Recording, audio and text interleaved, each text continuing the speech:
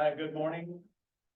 We are reconvening our meeting from Monday, December 11th. We recessed at approximately 5:15 p.m. On the 11th, we are reconvening this morning to continue with our agenda. We're going to dispense with the invocation of the pledge. We did those at the start of the meeting. I am going to be making some changes to the order of the agenda without objection. We are going to first act upon our contract renewal for data services. I show it data engineering. Is That is a different contract. Yes, is it the Apex Technologies contract? It is the Conterra contract that is due, that is our. Oh, I see it. It's item 8C. Thank you very much. We're going to act on item 8C. We have an individual here who waited through the entire canvassing to get to his item on the agenda, and I want to get that dispensed with before we move on. So without objection, we are going to move first to 8C. After which we will move through the minutes and the calendar of events. And then when we bring up item 11, which is the legal update, and we will do that prior to hearing general administrative and the water resources. Is there any objection from the board to those changes I proposed? All right, hearing none. Ms. Byram, please present item 8C, the contract with Conterra Ultra Broadband. This contract, I do not have a presentation on, but Mr. Doug Boberg is here from Conterra. Would be a new contract for internet services. Our current internet service provider has advised us that we will be not able to get internet from them at some point with some notice from them. And so we've gone ahead and we've found another supplier that can provide it to us, and in addition, they can provide it to us more directly and at a lower cost. This would be same as a regular professional services contract, only using their contract format, and it would be year 1 of 4. If you have any questions, Mr. Boberg is here to explain the service. Thank you very much. So that contract appears starting on page 34 of the digital packet you have. Are there questions regarding Conterra Networks contract?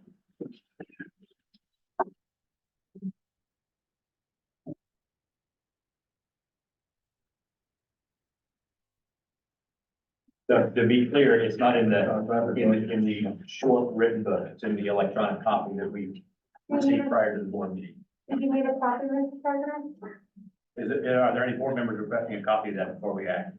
I don't have one. I don't know that I need a copy, but I mean, I can probably listen to what he got and then Very good. Are you requesting a presentation from Mr. Bober? or any questions that come up, you can ask him. That would be more clear. Greg, may I speak on this contract? Is that Mr. Franzoy? Yes, sir, it is. Mr. Franzoy, you have the floor.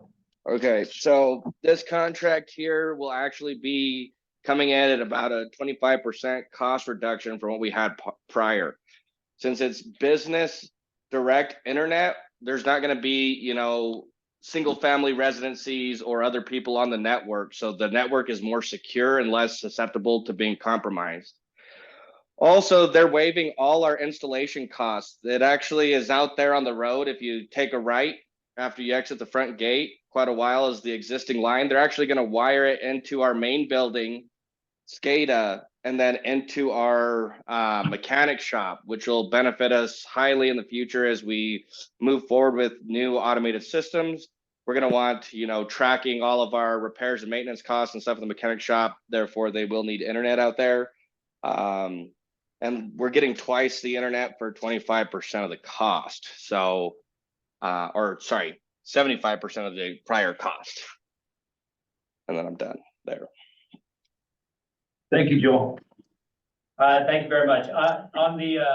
On the contract, we have the service order page with the pricing, but I don't understand the unit of time for that pricing. Is that monthly, annually? The 1,379 is per month for, Thank you. for the year. Thank you very much. Further questions from the board? Hearing none, what is the will of the board? Make a motion to go ahead and accept the contract. I have a motion for Mr. Frank Paul Saltek to accept the contract. Second from Mr. Steve Lyles. Any discussion? Any public input? Hearing none, discussion is closed. All those in favor, please signify by saying aye. Aye. Any opposed? Being the present, the ayes have it, the motion carries. I will note, our member attendance has changed. We were 8 on Monday. We are 6 this morning. I did some research briefly about quorum rules and our voting rules, and it is, my understanding, my intention to proceed, that a quorum is determined at the time of any vote. And therefore, the required number of votes for a majority is determined by that quorum at that time. So this morning, we are 6. It requires 4 votes to pass any business. Thank you very much again for your patience. You bet. Thank you. Thanks. Appreciate the board's consideration, and we look forward to partnering with the board. It's a very good company, fiber-based internet. You all will be very happy with it. Thank you. That brings us to the approval of board minutes. So we have the minutes of November 15th, 2023. That again appeared in your digital packet and is also in your written one. I will note that I was not in attendance for the meetings I reviewed. For that meeting, I reviewed the minutes, but I was not in attendance, so. Minutes of November. I have a motion for Mr. Lyle to approve the minutes of November 15th. I have a second from Mr. Calhoun. Any discussion, changes, or additions? Hearing none. All those in favor of approving the minutes, please signify by saying aye. Aye. Any opposed? Being the chair, the ayes have it, the motion carries. That brings us to the calendar of events. Thank you, Mr. Chair. If you'll turn in your board package to, calendars, you'll see that, we will have, a stormwater coalition meeting. It hasn't been determined where, but they normally are at the county, court, county complex. And, we usually attend, some of my staff attend that just to, be aware of the certain items that come up regarding, our flood control dams and certainly, other, projects that the Stormwater Coalition is working on. You'll note that, we are closed for winter shutdown. That will begin on, Friday, the 22nd, and it will go through January 2nd. So there will be, the offices will be closed for that winter shutdown.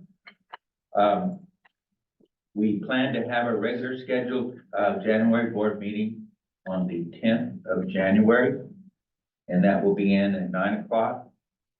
And then, at that point in time, we have just on the calendar for your, information is again, the Stormwater Coalition meeting that is set for the 18th of January.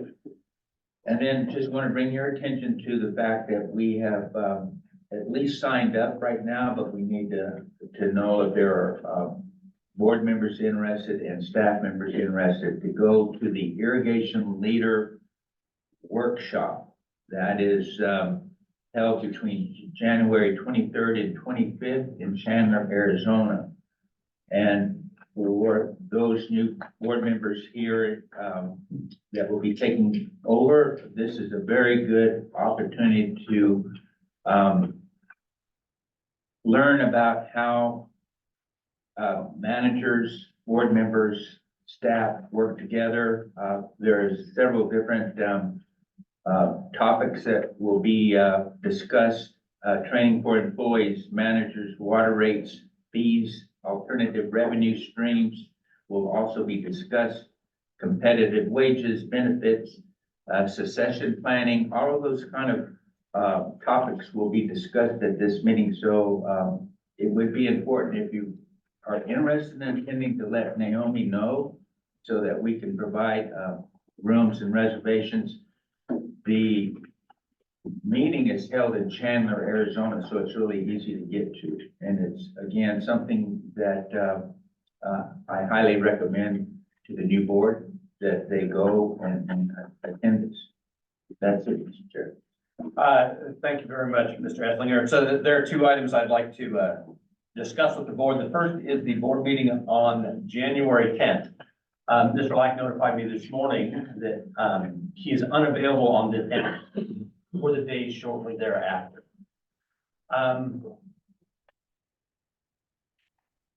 Ordinarily, we don't move a board meeting for a single board member that can't be present. However, given that Mr. Lack and I are the two sitting board members that are continuing on in January, it is worth considering whether or not we should move the board meeting for one of the individuals that will be bringing continuity to our first board meeting together. So my first question would be to staff and consultants. What is your availability on either the 8th or the 9th? Those would be better days than the week prior to that. If you're gonna go into the week prior to that, we have problems with staffing to get agendas noticed and published. Yeah, I'm not interested in moving back into the week of the 1st of January. It would either, my preference would be the 9th and just move it back one day. That would be best. We have a big deadline on the 5th, but I think if Naomi can get the agenda, do you think we can't have our monthly engineering meeting at that point in time? We have something at 2:00 that day that we could probably On the 9th? No, I want to add some clarification for those in attendance. What we're discussing is our ability to meet Open Meetings Act requirements to move that meeting. And because of the first of the year and the shutdown of the district, there are staff meetings that occur on a scheduled basis in order to meet those deadlines. So we're discussing whether or not we can get there. I think if you do it, the 9th is probably the most doable, but we could make the 8th work. We could do it. We're gonna have to move some things around and we're gonna have to not do certain things that we would normally do internally to be ready, but we can get it done. Okay. So given that it's a time crunch, really the 9th is what we are considering. So with that, I would like to open it to public input because there are members of the public here today that will be influenced by us moving this date. That's right. So are there any comments from the public about potentially moving this date from the 10th to the 9th? The 9th is fine for me. Thank you, Mr. Rosa. Yeah. All right, I'm hearing no other comments. So given that, and Mr. Lack's unavailable, the 10th has been suggested that the 9th will work, which will allow Mr. Lack to attend the board meeting. What is the will of the board? Well, that's my idea. I hate to make the motion, but I move that we go ahead and change our local meeting to the 9th of January. I have a motion for Mr. Lack to change the date of the January board meeting to January 9th. I have a second from Mr. Calhoun. Any discussion? All those in favor, please signify by saying aye. Aye. Any opposed? Meaning the chair, the ayes have it, the motion carries. And again, to be clear, we have an annual schedule that we put out to be compliant with the Open Meetings Act. When we change that, it requires formal action from the board. Thank you, Greg. Guys, he wasn't, I'm getting knee surgery on the Wednesday. And it's full knee replacement. I hate that, you know, I've been wearing them out for a lot of years, but, Otherwise, I do everything I can to make it on the scheduled days. I seldom do this, but thank you for your consideration. Seldom have surgery. Yeah. I would hope so. They can take my place if they want. So that brings us to the next item I want to cover, which was the irrigation leader workshop in Phoenix. And so I will mention, I've attended this workshop multiple times. There are many conferences which are important for our board members to attend over the course of the year. This is the only one that is specifically about making us better board members. That is what we gain from this. Usually we have some other action that is necessary for us to be there, be educated about, or to influence. This one is about training us. I find it to be extraordinarily useful. You have networking with other irrigation district board members. You have other irrigation district leadership that's there. The topics are useful. The information you'll gather from this will help to make you better board members. I recognize that the timing is not great for many of us. It is worth attending. Mr. Esslinger, given that it is close and we probably don't need air travel to get there, what is the deadline that you need in order to compile how many folks will be attending? Do we need to make that decision today, or can we wait till January 9th? The sooner the better. It does book up. Very good. Yeah, by December 28th, we start seeing prices go up. Yes, there's a deadline for registration. Mr. President, I have the agenda in front of me if anybody's interested in hearing. There Yes, are a few topics that are of particular interest. Mrs. Salbeck, would you please briefly read through the agenda? So the first topic on the first day is what our managers paid. I imagine that's probably of interest to you guys. The next one is setting boundaries on after hours communications. Very interesting to me.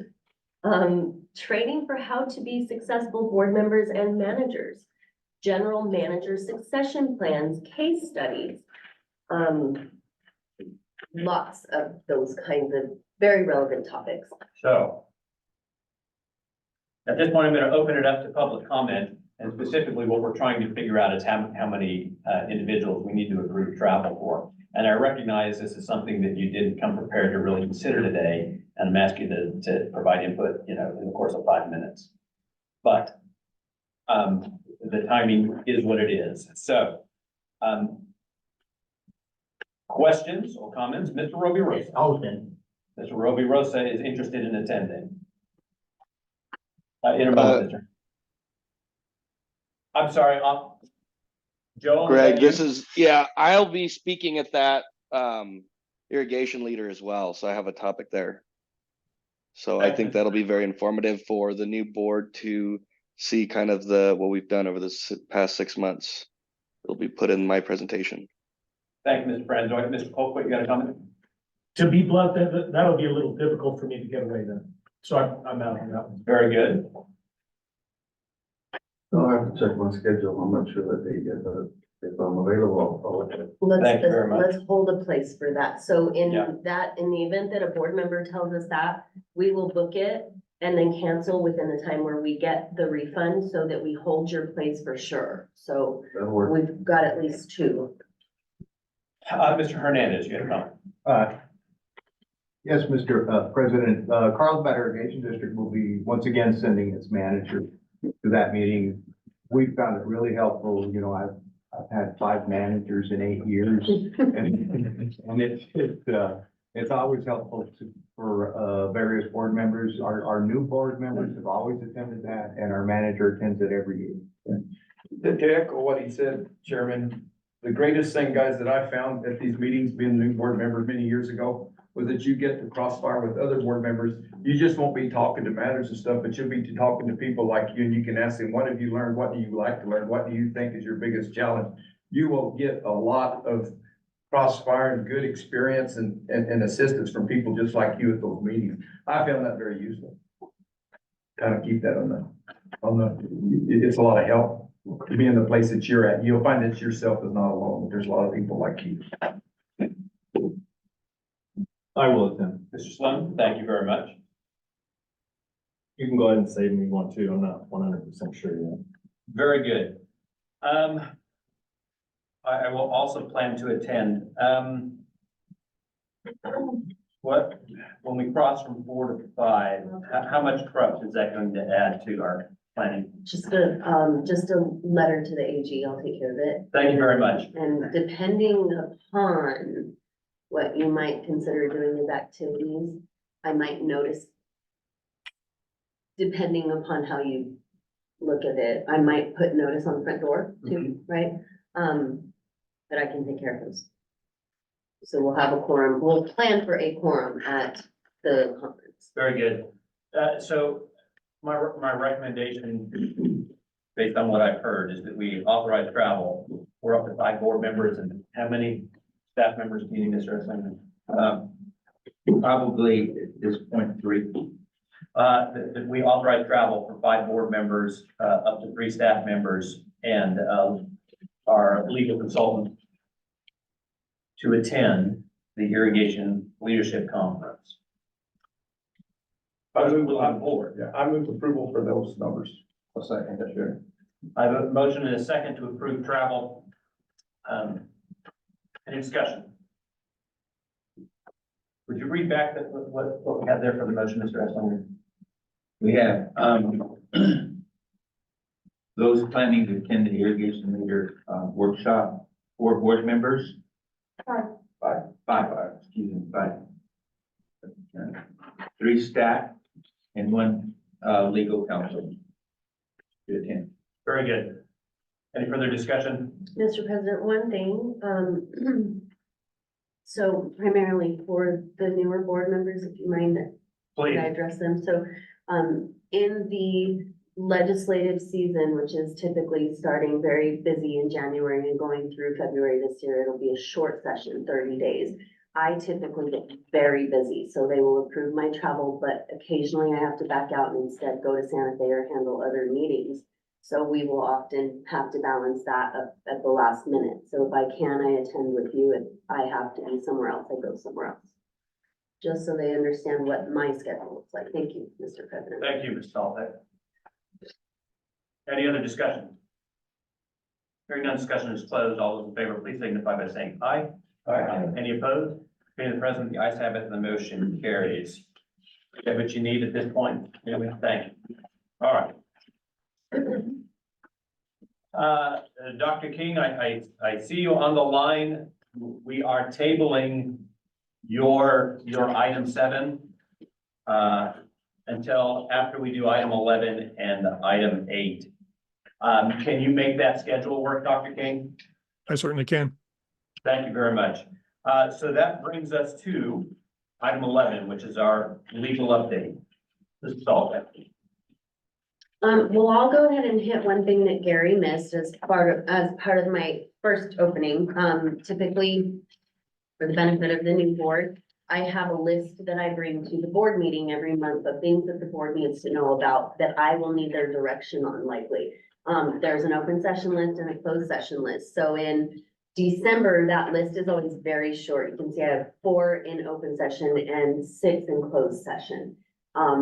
Typically, this list is quite a bit longer. And so it's not lost on me that my number 1 complaint from board members is what?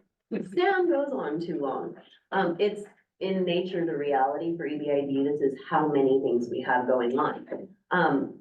One of the things that we've recently finished that I've been actively working on for 2 years, but on and off for almost my entire career, was that we were given our federal screening card back by the federal government, which means we can procure equipment for the district a lot more streamlined and generally cheaper. We had that pulled from us a number of years ago because of a wonky policy determination that was directly related to litigation we were involved in. Now, we have been able to repair that situation to the point that as of last week, we were celebrating that Joa finally had logged in, been given the credentials, were hit the ground running, ready to go get whatever equipment we need when our 75 million hits. So congratulations, that's great news. Mhm. Did you get yours, Steve? We're in the process of getting it on behalf of Carlsbad Irrigation District as well. Excellent. That's wonderful news. So that- For new board members, we were able to acquire this screening card years ago, and it allows EBID, usually the manager, but a mechanic and our maintenance chiefs to go screen federal property. That's anything from, that sits at Fort Bliss to Tulare, Utah, where they have just thousands of equipment of different sizes, shapes, and forms that you can pick from. And so then the price is reduced considerably to effectively bring that equipment here into the yard. Many of you may have seen it out there. We had one D7 dozer called this, we named it the Saudi because it came from Saudi Arabia, and we were able to get it out of Utah.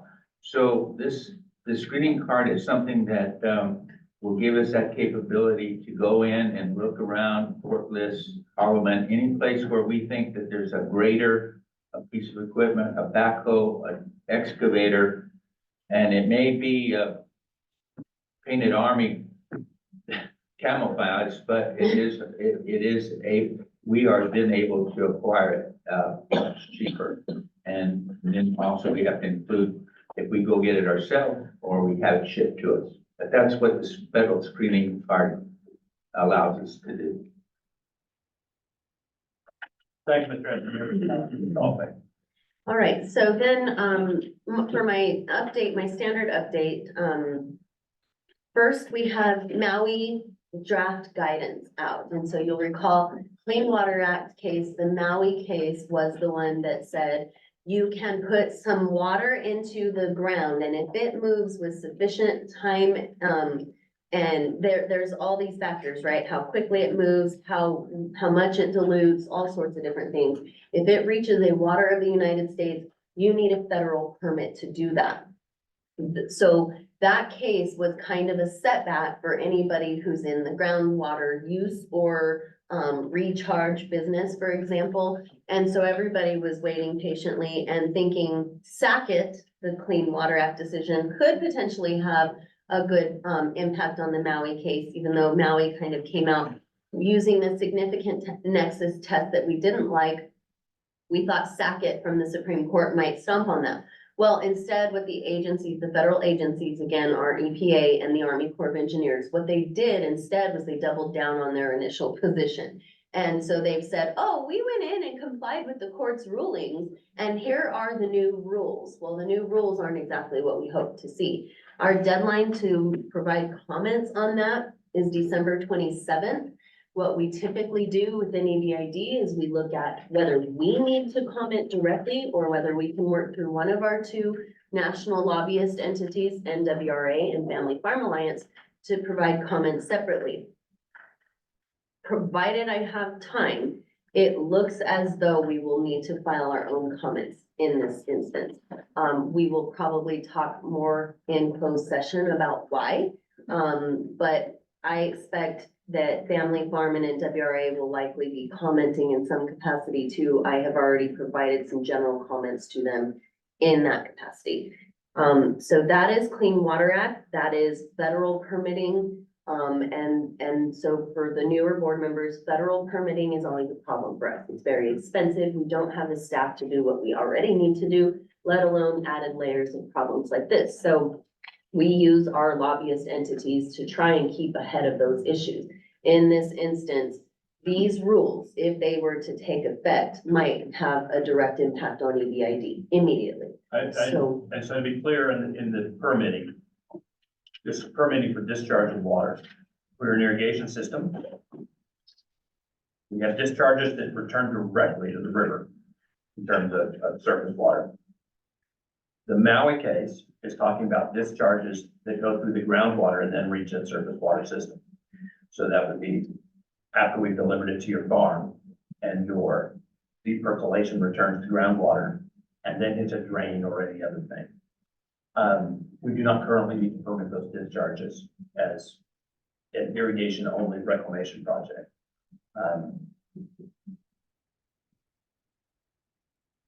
So The Maui case was one of the principal cases for WOTUS and the Clean Water Act. The Sackett case was another. Sackett has gone up to the Supreme Court and received a ruling. So did Maui. Okay, Maui was also a Supreme Court decision. okay.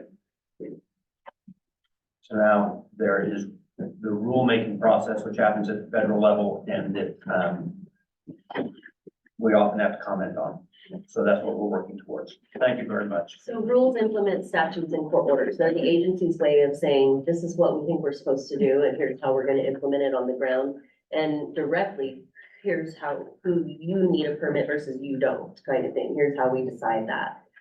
So what we're concerned about is that under this new vision of groundwater, and some of the actual issues we have on the ground, we might be required to get a permit where we have not had that requirement before. And the expense behind that is tremendous, so. Samantha, what would that entail? If they go, I mean, what would they? So we've been told once before, some of what we would have to go through, and it would start with a full-blown environmental impact study, which would mean years worth of contractors and studying of our system. And then they would determine from there what permitting needs to happen. So it pretty much just is the box of Pandora's, right? Not just opening Pandora's box, but opening a whole shit ton of other stuff for us potentially. So we've always tried to stay ahead of it with our agriculture exemptions. But agencies are pendulums. Depending on the administration in power, they will swing to meet those policy goals. Well, we see a very green policy goal alignment consistently in government through Obama and Biden administration. So they've had a pretty decent chunk of time to get extreme, because you have to accept out the Trump era, because everything Trump did, they just demolished. They have not let it stand.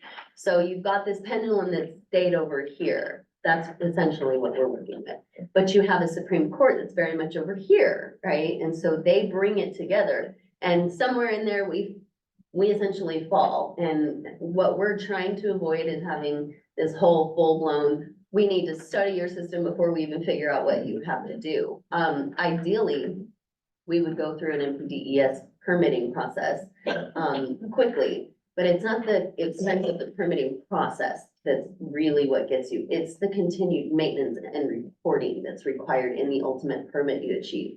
And we don't have the staff for that.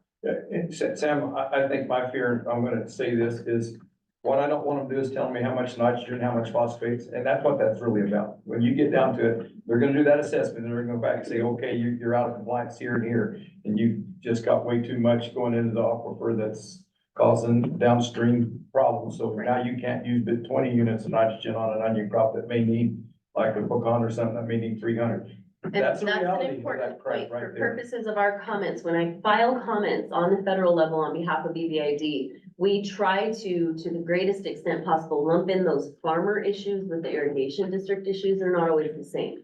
But to the extent that something like this is an actual concern and we can just lump it in a quick sentence or paragraph in our comments, we try to do that. But typically we focus on the irrigation district operation and maintenance impact. So, any other questions, Mr. President? And I'll be working on that through the end of the year. There are questions from the public? Don't ask me, you know. Mr. Hernandez.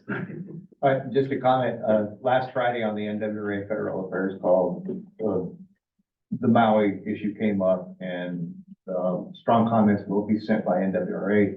Carlsbad Irrigation District just decided to sign on to the letter being sent by NWRA covering, as Samantha has said, we have an agricultural exemption for discharges for the district that has stayed in place for years and years and years. It's always constantly under threat. So I asked that the letter from NWRA specifically remind the government that there is an exemption for agricultural return flows, and that needs to be made clear in the guidance that comes out from the federal agencies. Thank you very much, Mr. Hernandez. And NWRA is the National Water Rights, National Water Water Resources Association. It is a group of Western water users, suppliers. We are a member of that organization, a member of their irrigation caucus. And it's essentially how do we come together to, influence typically federal policy? Okay, so the next one is, the Bureau of Reclamation is updating some of their internal directives and standards. So, for the benefit of the public, there are different levels of laws. There is statutes passed by Congress, and then there are federal rulemakings that implement those statutes. And then there are guidance memos within the entity that tell you how to implement the rules and the statutes. So we're at the memo level now. And this directive and standard update is focusing on extraordinary maintenance on transferred works, which is an important issue for us because we have received title transfer from the federal government for our canals, laterals, and drains. But they still own the major diversion structures and we maintain those by contract. And so we have multiple ways of getting involved in this directive and standard as far as our on the ground work and how the Bureau permits us to do things on the ground. We have to comply and they have to comply with their internal memos, rules, and statutes. So there is a process ongoing for updating the directive and standard. I am monitoring at this point in time. We are not likely to participate necessarily, but I am monitoring it closely. Any questions? Well, when are we expecting them to finalize that memo? They don't say, they're doing it kind of like a rulemaking, but they're in the process of holding public forums to essentially address the issues in communication. So I attended a public forum and I have briefly spoken with regional office. Are we expecting this to happen before spring? Yes, Okay, thank you. and it could matter in terms of, again, spending our 75 million. Mr. Esplinger. Mr. Chair, board members. When we entered into this contract to operate and maintain these 3 diversion dams owned by the United States, that's the Percha Dam diversion, the Leesburg Dam diversion, and Mesilla Dam. When we did that in 1987, that's when we tried to and we're successful in getting this federal screening card. Because as long as you're using federal equipment on federal property, then that screening card was available to us.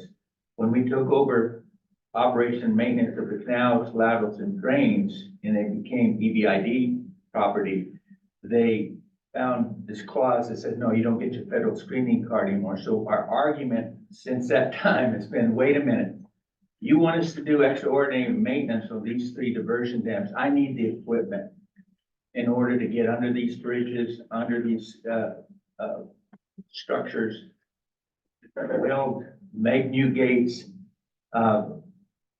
clean up concrete, do all of those things that are required under extraordinary maintenance.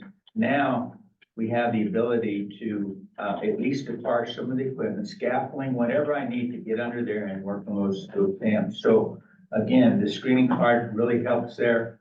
We also have the ability for cleaning in front of the dam, 300 feet, and below the dam, 100 feet. So I work with IBWC, who's in the river presently trying to clean sediment out of the river. We've asked them to clean in front of Mesilla Dam, Leesburg Dam, as well as Percha Dam with their equipment. So hopefully we can get that done before the next water season. But again, those 3 diversion dams, we think right now we have the ability to go and get the equipment we need now that we've got the federal screening card back. So that's it for the DNS updates that we care about. So one of the things that EBID has been very vocal about in the last year, coming out of settlement discussions in Texas versus New Mexico, you all recall that we were told that there would be a following program imposed on us. That was not something that we favored. And so we took 2 tactics to address that situation. One was our infrastructure funding package, which has been funded, at least in part, and we're continuing on that process. And Joa is working on getting everything set up. We have a number of meetings coming up related to deploying that money and deadlines in early January. However, a lot of that remains confidential, so we will have to discuss that in closed session. But we will need some guidance on some of those deadlines. In the other process, for the benefit of the new board, what we also did is I came back to this board and I said, our history with northern New Mexico has been that we shoot each other across the dam. What if we tried something different? And so the board supported me in the period of time, and this was just purely how the timing played out. In the period of time that we had the management committee running EBID earlier this year, because we didn't have a manager, we were putting together some very important stuff related to upcoming trips. And so we made the decision as the management committee to reach out to MRGCD. Middle Rio Grande Conservancy District agreed to partner with us this year, and we did a lot of good things with that partnership. Primarily reporting today on the Middle Rio Grande Conservancy District receiving $10 million from the state for their fallowing program, which we advocated for. And the reason I advocated for fallowing up there was simple, right? Don't fallow a production farmer down here to save water. Fallow non-production backyard farmers up there to save water and send us our water to the dam. Get us what we're actually owed by fallowing them instead of by fallowing us. And so we were heard, and the state has worked with us and MRGCD has worked with us, and we've worked as a three-party sort of stool. We've brought the government, the federal government in, and we have collectively tried to seek out opportunities rather than hammers to beat each other with. So that was finally successful, and MRGCD got $10 million to fund the continuation of their fallowing program. They're paying $700 an acre, which is what they're paying production farmers down here, which blows my mind, but we'll get into all of the pricing and negotiations and all of that later. And so there are things that we can do to cooperate with them, in finding solutions to our concerns. When last week we had a, what did they call it? A water leaders workshop, which is sponsored by the New Mexico legislature. It started in TRC. And so I arrived in TRC. Jason Kasuga is the manager for MRGCD, and I walked up to him. I said, "It's good to see you, Jason." And just stopped in how profound that statement was. It was good to see him. I suspect there has never been an EBID president that has said that, manager of MRGCD, and meant it the way we greeted each other. That is a change. That's a first in my history. And we stopped and talked about it for a moment because it was just profound and just authentic. Mr. Boltwood. I have a question for Gary. Gary, you said, we got the federal screening card back. Was it revoked in the past or was lost, or what happened, if you don't mind me asking? Yeah, again, Samantha alluded to it. There was an interpretation of a bureau policy that as soon as 1996, when we got our federal property in the name of EBID. Yeah. Up until that point, we were using that screening card to purchase or acquire federal equipment. Sure. And then as soon as we got that deed back, they stopped. Well, They just canceled, well, revoked it. not as soon as, you're a decade off. Right. So title transfer occurred for a whole decade. We continued to use federal screening. We threatened and then did sue the Bureau over water allocation, and they revoked that screening card as part of their litigation position.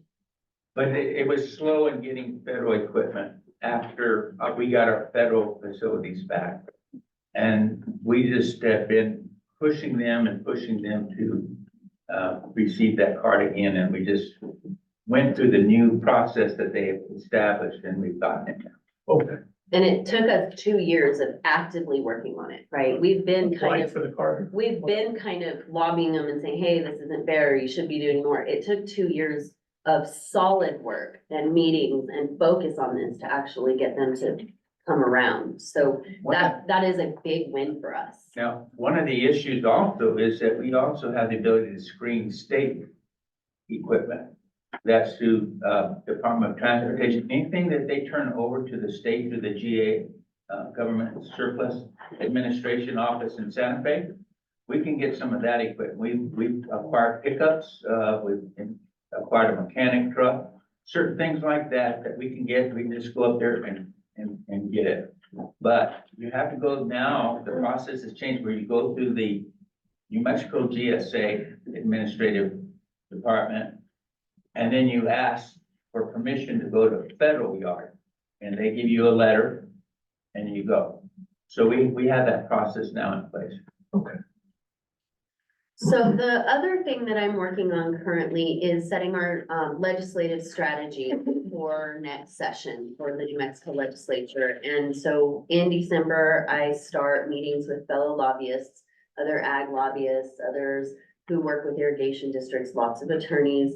And then we are also working with the New Mexico Water Resources Association. So that would be Carlsbad Irrigation District, MRGCD, PVACD, what is Arch Hurley? I always want to go with FSID, but it's Arch Hurley and then San Juan Water System.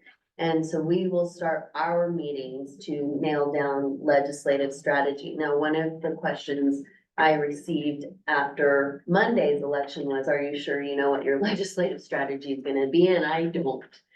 That's gonna be you guys telling me, or your new lawyer, right, what is expected. So we'll have to figure out how to set that strategy.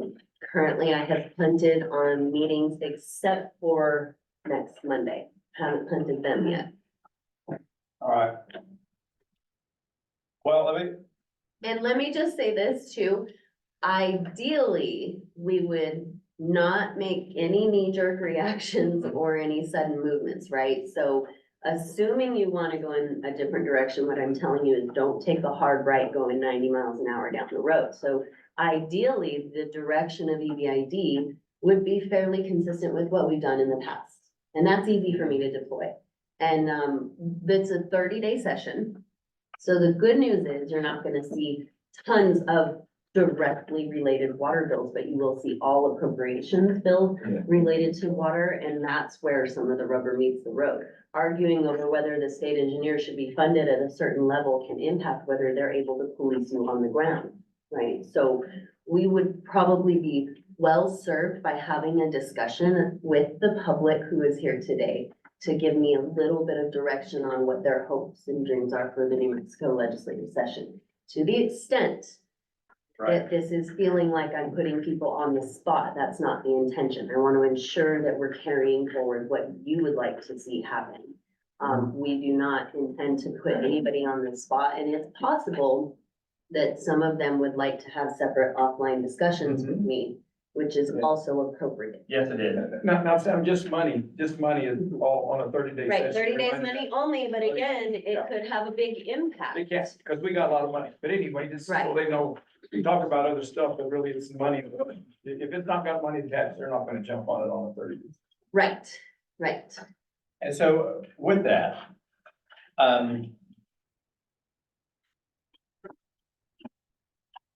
what I'd like to do in an open session regarding this is to ask, the director-elects that are in attendance, were there concerns that you had with EBID's legislative policies, specifically with regards to funding, because that's what's coming up this year, that you've been concerned about and that you were considering potentially moving in a different direction? Is there something that you wish to have expressed? Because I would like to get it on the record, Mr. Rosa. Is there a manifesto of sorts for EBID legislative positions?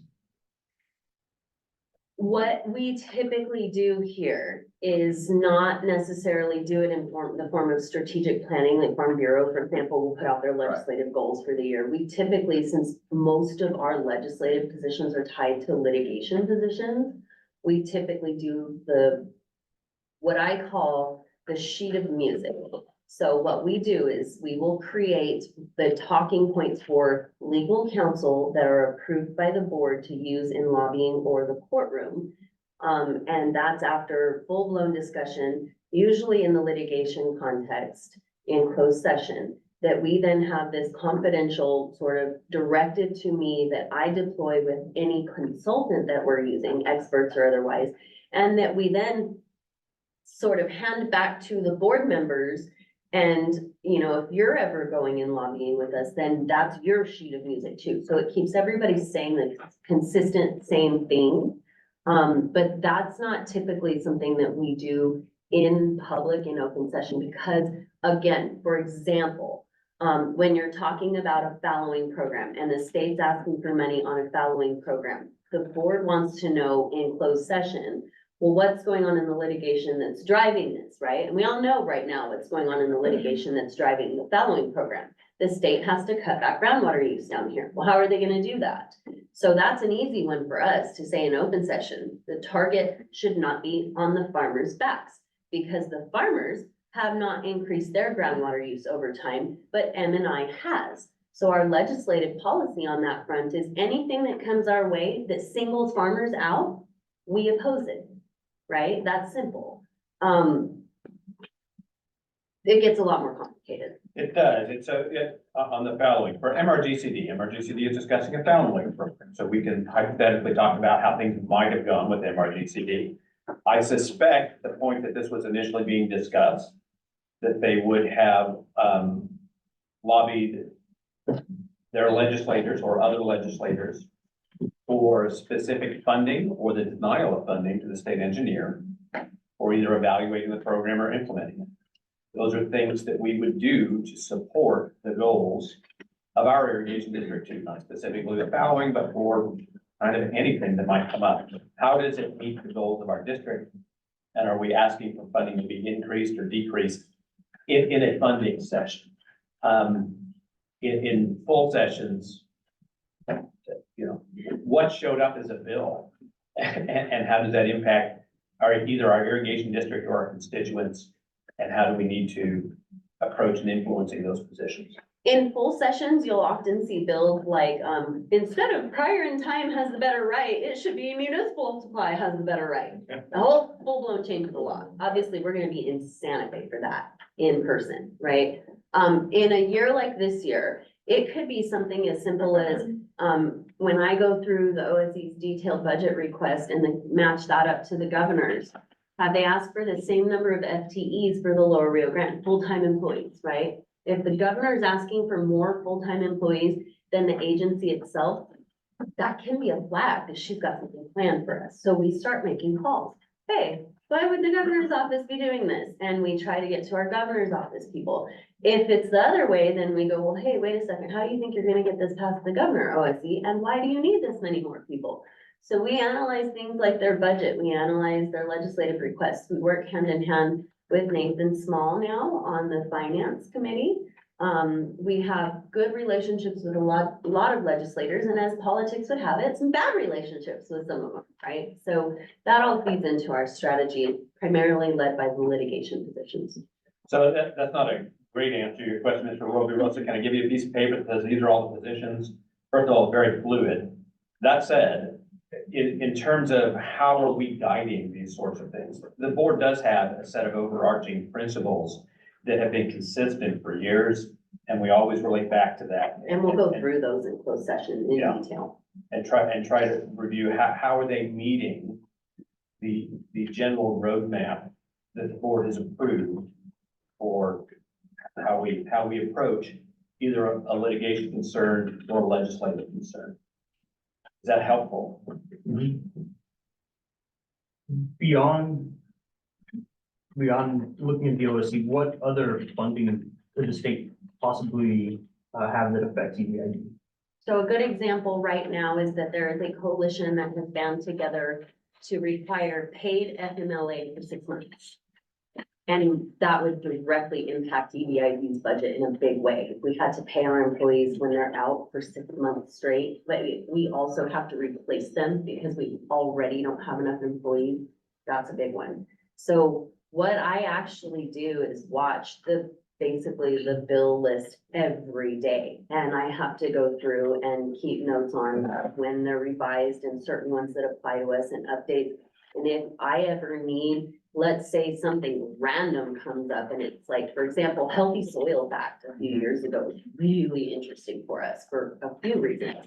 Ag opposed it, but there were some pieces of it that actually would have been very beneficial to EVID. But we then had to talk to the board directly about, well, should I even take a position? Often when EVID fails to speak, that's as loud as speaking, okay? And so we had to consider whether we oppose the Healthy Soils Act that was carried by Nathan Small, our friend, if we oppose a friend, right? Or if we go with it, because now you've got the rest of the ag interests against us. And so we call special board meetings if I need direction. I always know when I have enough direction versus not enough, right? And if I am concerned about it, I err on the side of, I need to talk to the board first. Yeah, salmon endangered species is a huge one every time, and we gotta kind of. Well, so that brings me to my next point, because I have been at this for 10 minutes, Mr. President, and that actually wasn't the long part of my open session presentation. I have a list prepared. I'd like to follow up on Mr. Roderosa's questions pretty quick. So obvious ones are OSC, NMDA, New Mexico Environment Department. Also, there are often things, Interstate Stream Commission. Mining and Minerals Division. Branch. So there are many places that the state either has agencies or policies that would impact either our irrigation district at your farm gate or the district as an employer. And so those are things that the district is mindful of, and the board gives direction to how we're going to approach policies. For example, on the paid FMLA legislation, the board has always instructed me that to the extent it involves an employee benefit issue, we take no position. But you might have a different policy position, right? You might say, no, we're opposing all of this, or we're for all of this. Go up there and tell everybody how for we are supporting the employees. So we have that sort of outlined, but I don't have it written in a way that I can hand it to you. Thank you, Ms. Salbeck. Any other quick questions before I allow Ms. Salbeck to continue with her? And this is a longer open session legal update than we ordinarily get, specifically to allow opportunity for discussion. So as I was saying, I have a long list to go through, and before I get to that, I would like to figure out if I can get any direction on what I should be doing. Even if it's just a stay the course until you get to January. Well, in that, I suspect in your long list, you have a list of deadlines that we have between now and say the 1st of February. I would actually like to hear those. I have those ready. Not in the form of a list of just the deadlines. I have a list of all of my pending. I think that's helpful for our discussion. Ms. Salbeck, does the board wish any other way to approach this? Please proceed. I think understanding, what needs to be done to get from here to say February 1st. Mr. Esslinger, I'm sorry, Mr. Lyles. I'm gonna have to leave at 11:30 today. I'm prepared to take care of business. Gotcha. Voting. Yep. Needs to be voted on. I- Get that done before. The reason we're doing legal update first is because of the issue of my contract being up today, and we will get there before 11. Thank you, Mr. Lyles. I appreciate that comment, and I will be sensitive to it and see if we can get that as quickly as possible. Thanks. Please proceed, Ms. Salbeck. Okay. The work I do for EBID is cataloged in a system that I inherited from my senior partners who trained me. And it is tracked through what we call matters and then LRRs or ERRs. And we'll get into all of that. So broad level matters. Matter 0 is general. And so active under the general category are a few things. Generally speaking, I am occasionally brought into operations issues. That could be anything from operating agreement determinations, meetings with Phil and Gary or whoever flood control determinations, Gary standing on the top of a dam that's about to bust, do we evacuate the area or not? What are our legal requirements? All sorts of things related to operations. I also provide regular guidance on the regular day-to-day work, so to speak, for EBID, procurement, IPRA, Inspection of Public Meetings Act, Inspection of Public Records Act, Open Meetings Act, and all of the other governmental statutes that apply to EBID. I also review all contracts that come before the board, before they come before the board. The board for several years has instructed me that a contract that I have not reviewed does not go on the agenda, to make sure they have legal counsel putting things legally in front of them. I also review, and we'll get into other things, of all sorts of standard things that go into preparing for the board meeting. I have staff meetings with departments to get ready for the board meeting. We have lots of internal meetings just related to the general day-to-day business of the district. Also under this category, I am currently working on a legal counsel, in-house counsel job description and the setup of that program. So I've been training Naomi to become a paralegal. I have been working with other counsel for other irrigation districts to set up the job description, the job duties, the expectations, and the pay. Lawyers are paid different than most people, but not in necessarily government. And so how does that need to look? I am also working on finishing a flood control MOU. It's essentially a study that we will enter an MOU with the Doña Ana County Flood Control regarding the West Drain for a study that the Army Corps of Engineers wants to conduct. We will, the three of us, enter an MOU that says we're going to go ahead and do this study, but separately we are entering an MOU with the Flood Authority that basically says EBID has zero money coming out of our pocket for participation. Our participation, if there is a monetary component, will have to be paid for by Doña Ana County Flood Commission. So those are the active things that I have under Matter Zero. Also under Matter Zero, I take care of what's called LRRs, Legal Research Requests. I currently have 2 of those open, and they are related to older LRRs that I previously handled. One of them is farm tract liens, and the other one is small tract liens. So one of the problems EBID has is that we are funded solely by assessments. And when we send out a bill and someone doesn't pay their assessment, we have a few options available to us. One of the policies of the district has long been that we do not foreclose against a farmer. However, we do file liens against small tract entities if they haven't paid. We set up a process, we, meaning me and the mouse in my pocket, excuse me, the royal we, set up a process about 10 years ago with staff at the time where they handled all of the lien processes. So we would send a demand letter if they didn't pay. We would try to send another one to get payment. Once we got to the point where it was cost prohibitive essentially for us to keep chasing people down, we file a lien. And then when property transfers, you know, those liens have to be paid, they get popped, or the next person takes subject to that lien. So we've found out that people actually are fine with having liens on their property. So what do we do to collect then? We have a large number of outstanding debt that we have to figure out how to collect. So the LRRs come back to me. Let's update our processes. Let's figure out what we can propose as far as options. And then that would come back to the board in the form of option A, option B, option C. What would you like to do to farmer? What would you like to do to small tract? And those options, of course, would be vetted for legality, figure out what we legally should or could do, and make sure that we're guiding you in terms of the policy decisions you make. So I'm in the process of preparing guidance and drafting essentially the process. We also have Matter 45, that is the adjudication, the Lower Rio Grande adjudication. That's ongoing litigation. We'll discuss that closed session. Matter 102 is also ongoing litigation.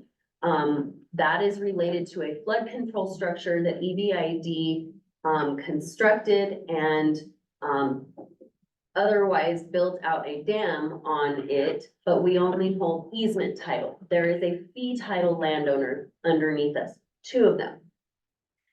They sued us years ago. Well, long story short, we sued them, they sued us. There was lots of threats back and forth. Long story. Litigation goes on for a number of years under my senior partners. Then I inherited. A number of times we tried to reach one of the individuals. He refused to participate. Settlement dies. We were settled. The case was settled. Settlement dies.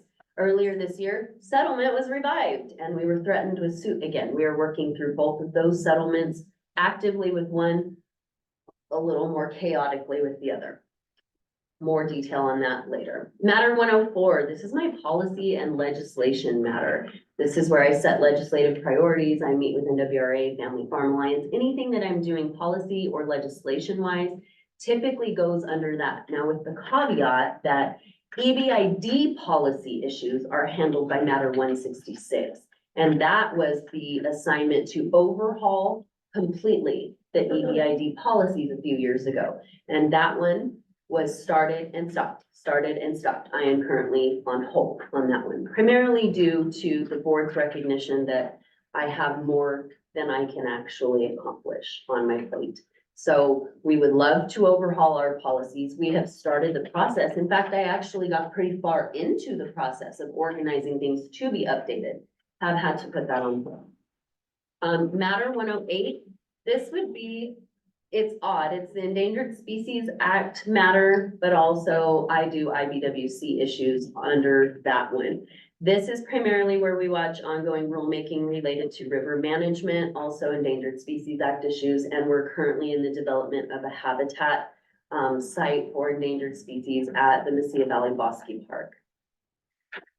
Matter 120 is all of our water rights protests, and we have about 4 pending. We have been up to 17, and then I think it was 23 at one point recently, but I've gotten rid of most of those.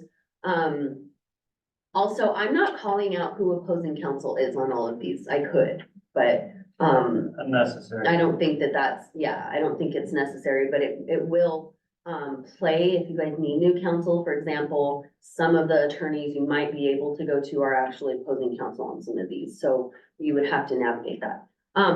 So water rights protests, we currently have, I looked them up, there are 4 pending, but all of them have been stayed. So at any point in time, we could get a notice from the state engineer that that trial is beginning. Most of those are gonna be found under Matter 155, however, which are CRUA protests. The Camino Real Regional Utility Authority pumps a lot of water right at the border as we're trying to deliver to Texas. It can be problematic for us. So we have them tied up in 3 ongoing issues, all of which have been consolidated and stayed. The other water rights protests we currently have pending, can't remember if it's against, I think it's Lower Rio Grande Public Water Works Authority is where I think we let go of the Doña Ana Mutual domestic one. Right now, Matter 128, I don't have anything pending for that, but that would be our bankruptcies and foreclosures. I just closed a foreclosure case last month, so we don't have anything pending there. Matter 149 is the New Mexico Attorney General's lawsuit against the Bureau of Reclamation, EBID and EP number 1 over the operating agreement. That one's pending litigation. It'll be discussed more in closed session.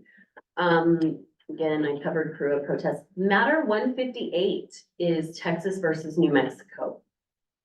And that one is in the middle, as you know, of briefing at the United States Supreme Court level on exceptions to the US Supreme Court over the special master's recommendation to accept the consent decree. Briefs were filed earlier this week and last week and the week before by the New Mexico team and their amici, and 23 states in support of New Mexico, Colorado, and Texas. Very interesting times. And that one will be finally briefed in January with a likely Supreme Court hearing sometime in March or April and a decision by June. 160, Matter 160 is our depletion reduction offset program. Anything I do in terms of our drop program or fallowing typically gets billed under that if it's not directly related to ongoing litigation, say for example, Matter 45 or Matter 158. So 160 is dropped. Matter 162 is the Copper Flat Mine. This one has a big deadline. The deadline in this case for findings of fact and conclusions of law and closing trial briefs is January 12th. We tried this case in August for a full month. This is our water rights protest against the Copper Flat Mine, who intends to use a portion of the Camino Real Regional Utility Authority's water to start the mine up. Not only do we have ongoing litigation in the OSC proceedings, we have ongoing litigation in NMED and Mining and Minerals Division against them, all under that matter 162 Copper Flat Mine. That one is problematic to EBID because the mine sits 14 miles west of Caballo Reservoir with multiple arroyos flowing directly into the reservoir, flanking it essentially. They have proposed an open pit mine with essentially dams that would pool the tailings from that mine. So tailings storage facilities that they believe they are engineering to be kept away from Caballo. We obviously have some concerns about whether our entire water supply would be contaminated. So we have them tied up in 3 different places in litigation. 162 is one I will absolutely need direction on, because if I am not to continue as your chosen counsel, you will absolutely need to have someone in place starting today to make sure they can read the trial transcript, contact me to understand the evidence I put on and the issues that they need to cover, and work with Dr. King to understand those, and Dr. Fox to make sure that the findings and conclusions are what they should be. Again, findings of fact will be simple. They're the facts that I got in the record through that trial. The conclusions of law are really where the rubber meets the road. And again, the board changing hands could influence how I say certain things. So all of my briefs, by the way, everything is approved. It is approvable by the full board, but anything I draft goes to, at a minimum right now, Gary and Greg. It has traditionally been for me, the manager and the president who review all drafts of pleadings, but it could potentially be the full board. Again, we'd have to figure out deadlines. But there are ways for you to say, you know, you said this in this line, I don't really like it, say it a different way. And that has happened, that has occurred. I've been told, remove whole arguments. So that is an option, but I will need direction on that one. We also have matter 163, which is the Kinder Morgan issue, and that was related to a 2018 spill of gasoline into our facility down south in Barreno. We have a meeting set for December the 19th. We will take this up in closed session. Matter 164 is Rodriguez versus Doña Ana County and EBID. This is the Tort Claims Act case where our insurance is actually working directly with Gary and I to ensure that we are not held liable for a county construction project where someone was injured and sued us. So yes, the county was performing construction and we got sued because someone got hurt. So in that case, inherent in some of those other cases is the problem of insurance defense counsel comes in and just says, I'm just gonna settle this. We're just gonna agree, we hurt them. And we say, well, wait a second, what does that do to our ability to keep trespassers off of our property? If you're just agreeing that they can just come on our property and be hurt. So we work with insurance counsel to push back and say, hey, you have to make sure you brief certain things and take certain positions. So I review all of her briefs. She's a very good local attorney. Her name is Cody Rogers. We have selected her for most of our tort claim litigation as of the last 7 years or so. Matter 165 is a broad one and it's a big one. And this is where I spend a lot of my time. Land use issues for EBID. So not only am I a water rights attorney, I am also a property attorney. We have a bunch of things pending. Update of special license conditions for certain projects. We have a dispute with BNSF and the railroads are very difficult to have disputes with. We have an ongoing MOU/blanket agreement / broad brush strokes agreement that we're trying to negotiate with Via Gas. We have ERR 7, which is engineering research requests. So sometimes engineering requests will come to legal. That seems weird. But that's because most of what the engineering department does is legal. When they're licensing the use of a property, you consider things like liability for that use. If we're licensing somebody to use our property for the purpose of a walking trail, we want to make sure, at least this board wants to make sure, that we don't have tractors on our property too. And that we're putting a farmer against someone walking their dog that they could potentially run over and sue all of us. So we're working on an engineering request related to community ditch associations and how they will work with EBID so that we can deliver more efficiently to communities instead of to individual flat raters. We waste and lose a lot of water on flat rate weekends. It's not something we can avoid. Lots of legal issues there we'll talk about. I also, under matter 165, again, alluding earlier to the idea that I work hand in hand with staff to make sure everything that comes to this room is legal by the time it comes before you. I also review all of the licenses that engineering presents to the board before they actually go before you and are approvable. We flag any issues we have so that you can clearly see those flags. We explain them so that you have an idea of what you're stepping into before you approve or disapprove a permit. We also try to resolve most of those before it ever comes to you. Some things that we have under this section that are somewhat on hold, but are still very important. I have assigned to me various assignments related to trails. So broad MOUs or large agreements between entities. So we have trails that are allowed by NMSU and the city of Las Cruces. NMSU had kind of come back to us and wanted to play hardball on their permit conditions related to their MOU. That one is currently pending, but we have set it aside. Again, too many things to actually get done to focus on some of those things that we would like to get done, but don't have to be done. So NMSU currently is working with an expired MOU, and they know it, we know it, but nobody has put in the effort to complete that because again, it's not a fire that needs to be put out today. Same with the city of Las Cruces. We have multiple issues related to stormwater coming into our system and their use of our drains, the sale of drains to them and related issues also put on hold. Doña Ana County, we have multiple issues with them earlier this month.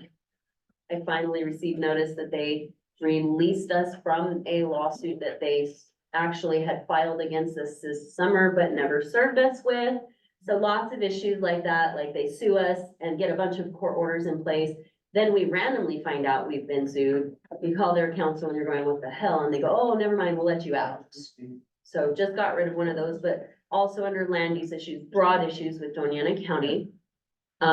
Broad issues with lots of other entities like telecommunications, fiber, all sorts of things in terms of paying back fees. So as much as we're trying to collect from farmers, we also focus on entities that owe us money and fees for past uses of our properties. And then finally, regulatory inspections by the Bureau of Reclamation and the state engineer. I build those issues under matter 165 land use issues. We do receive inspections. We do have to go through processes with both the state and the federal government related to our facility. 166 again was policy overhaul. 168. And if you're keeping track of this, by the way, and you notice that I can't count, that's not because I'm a lawyer. Well, it is because I'm a lawyer, but anything that I skipped. So we go from, for example, 158 to 160 to 162. Anything in the middle has been closed. It means we're done with it. We're not actively working on it. And then finally, 168 is our it's Rio Grande Project Drought Resiliency Team and anything related to that. And so that's the one where I have billed under for all of our infrastructure funding and the 75 million and all the grant work and stuff that we're doing there to bring that money to EBID. I have a deadline of January 5th in that one to continue to take steps to lock down the $75 million so that it does come to us. Those are the two very big deadlines, in addition to a few things we'll discuss in closed session. Thank you very much, Mrs. Salting. Ms. Byron, I may ask you to come forward at this point in time. I'm moving to item 8B, specifically the professional services, the professional legal services to Barncastle Law Firm. And we're gonna tie this together, I'll take a presentation. So we have just the deadlines that I'm gonna pull off the top of my head. We got December 27th for comments on Clean Water Act. We've got, early January for working on contracting and other items that need to be resolved regarding Bureau of Reclamation and infrastructure work. We've got the New Mexico legislative session that's coming up, and there will be meetings, and coordination that needs to be done with other entities moving towards that. And last but not least, we have Copper Flats Mine Trial, which has a briefing deadline on January 12th. These are continuing matters. These are things that BVID has been working on at the board's direction for a considerable amount of time. With regards specifically to the contract for legal services to Barncastle Law. Our RFP process has the selection of an entity when we go to bid for services, and then a number of renewals. We generally do annual contracts under those RFPs. But there is a limit to how many times we can renew a contract before it goes back out to bid. I will note that this is the last contract that is available to Barncastle Law before it goes out to bid. So we will be bidding for a legal services contract this year, regardless of our action on this contract. If we do not act on this contract today, it expires December 31st. And per procurement law with the state of New Mexico, we cannot utilize Barncastle Law after that time because we don't have a contract that's valid. The contract does not bind us for any, arbitrary length of period which the contract covers, which is 1 year. There is a termination clause in the contract which has time limits. I believe they are 90 days. And at the board's discretion, we may cease work with Barncastle Law at any time per our direction. Barncastle Law acts at our direction, not at their own. It is my opinion that to get us to the point that the new board can start making decisions on how they see the structure of our legal services, how they go through the various RFP processes to create that structure, that we need to have legal representation and we need to meet our deadlines.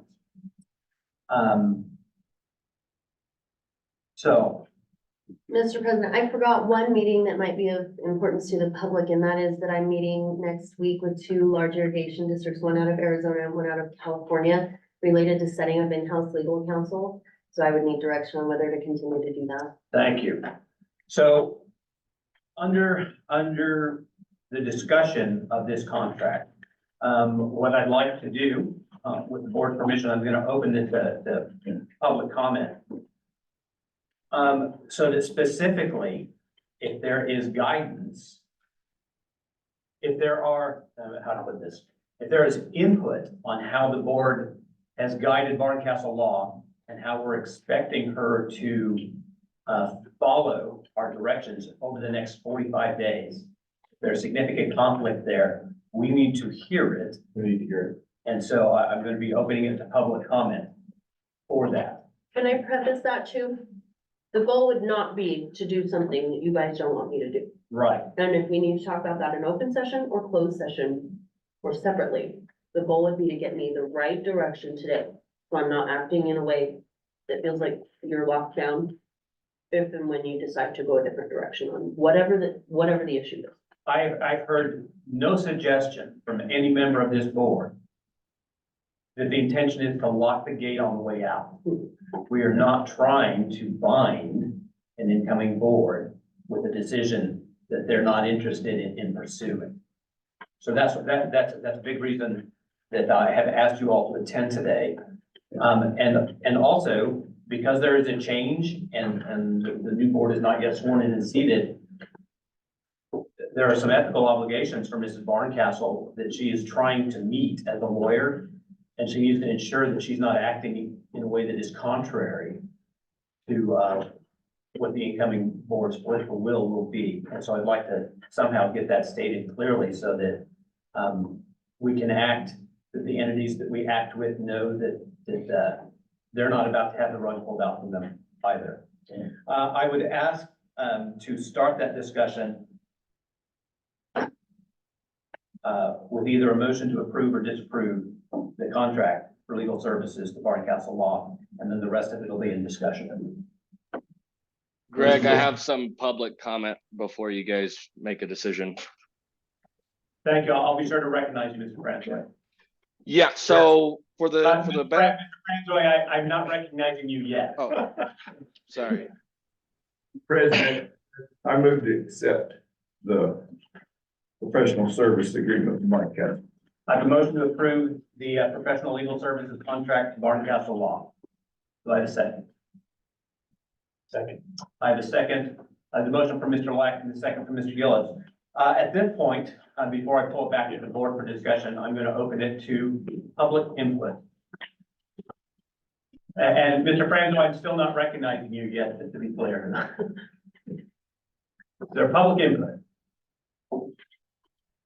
Just 2 questions. Mr. Roby Rosa.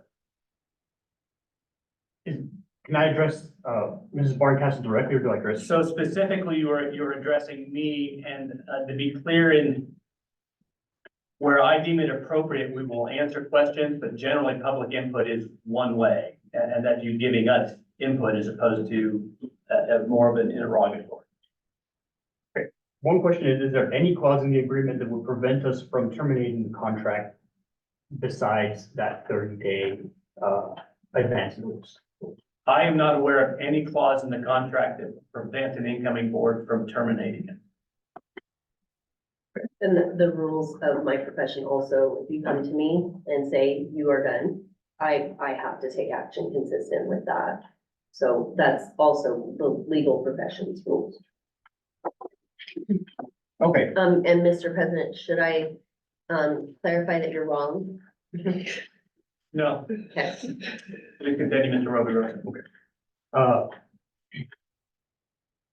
I was told 2 nights ago that legal counsel no longer felt comfortable working with the incoming board and could not ethically serve us. How are we sure that quality of work that is performed is good? Sure, I will address that. So there is a concern that with 7 of 9 board members shifting, and general public comment that there is concern about the direction EBID has taken with choice of legal counsel, that there's concern that the vote is a reflection of not having confidence in the direction that the board has taken in our various legal matters. And so given that, I would suggest that it is proper for Mrs. Saltbeck to be uncomfortable continuing to act in the interim between the election and the seating of the new board. However, there are actions that we have to complete, deadlines that we have to meet. And so while I believe that it is proper for her to be uncomfortable, what I am asking for today as the president of the board is public input that makes it clear to either between now and then, would then really be realistically the first part of February before,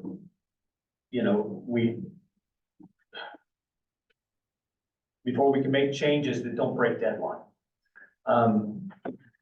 If there's a change in direction, specifically in one of these items that is pending, we need to hear it so that Ms. Barncastle can properly navigate the following of those deadlines.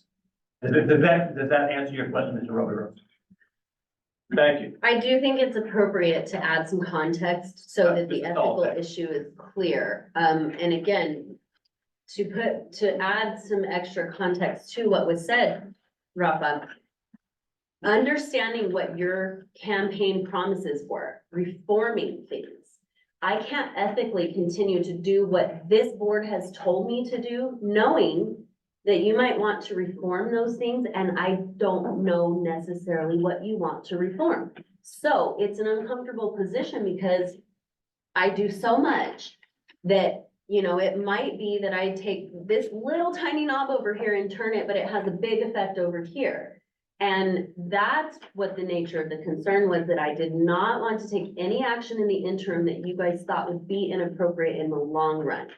I will assure you 100% that the rest of my comments were also accurate, and that was that I will be here, whether you want me as your counsel or you want me to transition to your counsel, as long as you need me, so long as there's not abuse of the situation, right?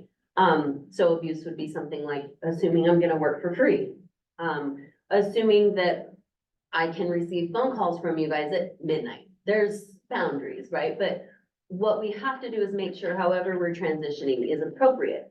And my understanding was that, based on, and unfortunately it is solely based on rumors, which is not a good place to be. But again, ethical consideration being that your goal was to immediately fire legal counsel and go a different direction. If that's the case, I have to stop what I'm doing immediately until we get adequate direction.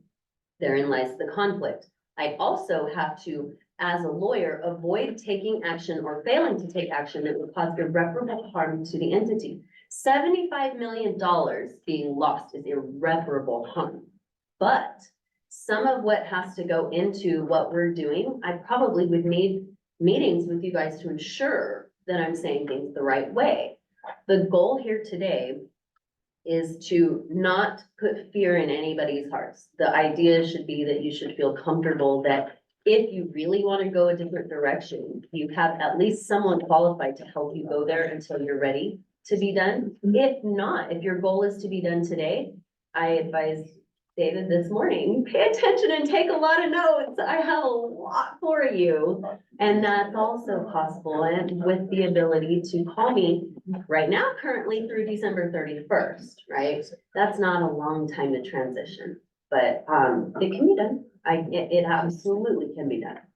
So it's really up to you guys. The idea not being that because the election went a direction that, you know, the board has changed, I'm now mad, I quit, I'm going somewhere else. That's not, absolutely not what is happening here. Thank you, Mrs. Saltbeck. Mr. Sloan? I'm questioning what Mrs. Solopek refers to when she said the 75 million could be lost. So there, we do not have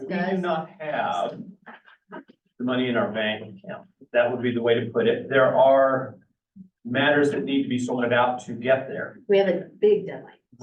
Reclamation. This isn't the only project that Reclamation has. This isn't the only one that's being funded for infrastructure.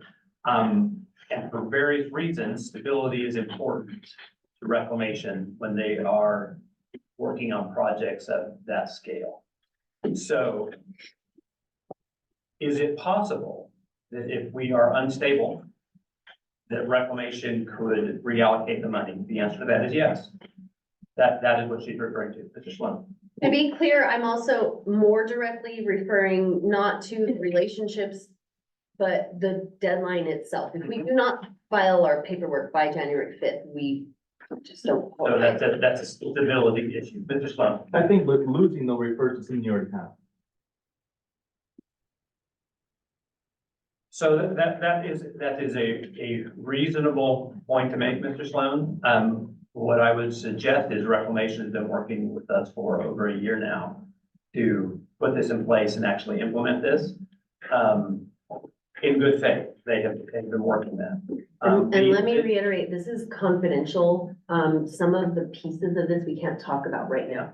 So there's a whole lot more to it that you might be interested in closed session. So in all things that deal with public funding, until it's constructed, it's possible it won't be constructed. That is true.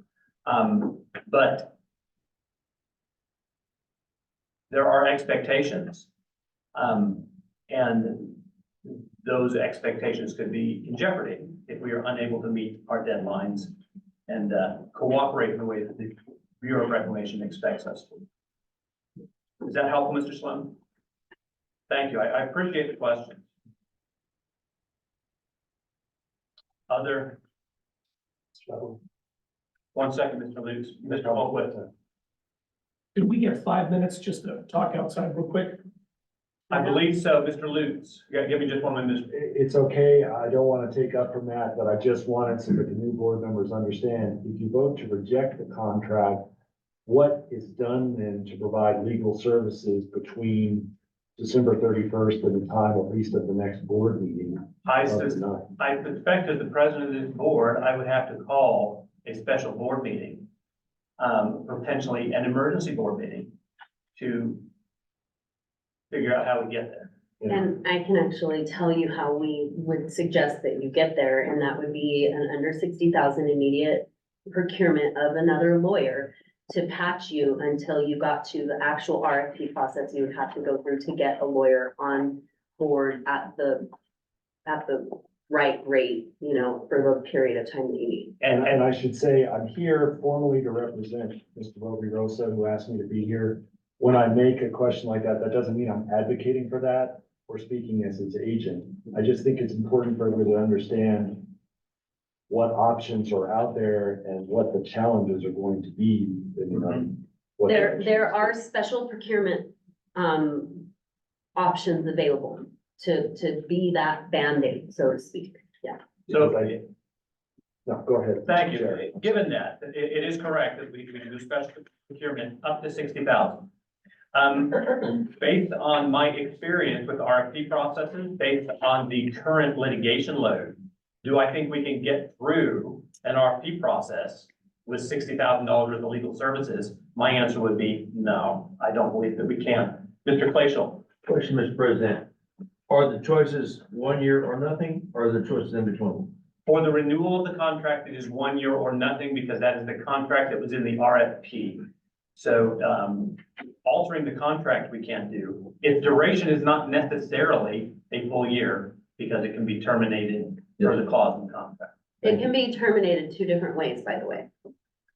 Thank you. Other questions? To the board of directors, there's been a request to wait 5 minutes before I pull this discussion back to the board and then act on it. Is there any opposition to recessing for 5 minutes? No. Hearing none, we are in recess until 10:45. Naomi, can you give them the small? Can we open the small boardroom for them? Ma'am?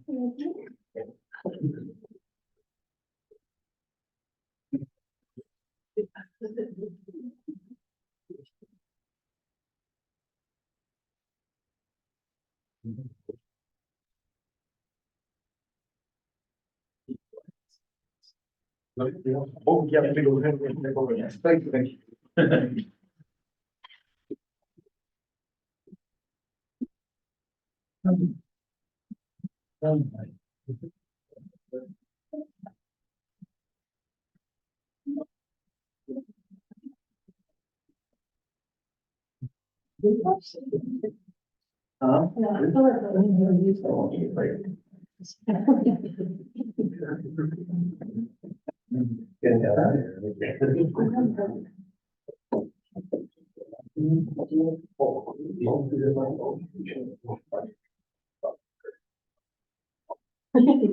Yeah, that's what's gonna happen. When I had my, I studied this before, last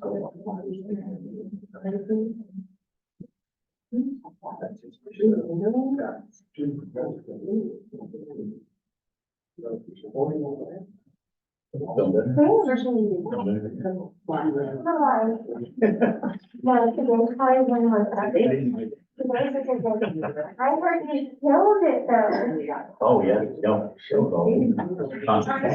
And so,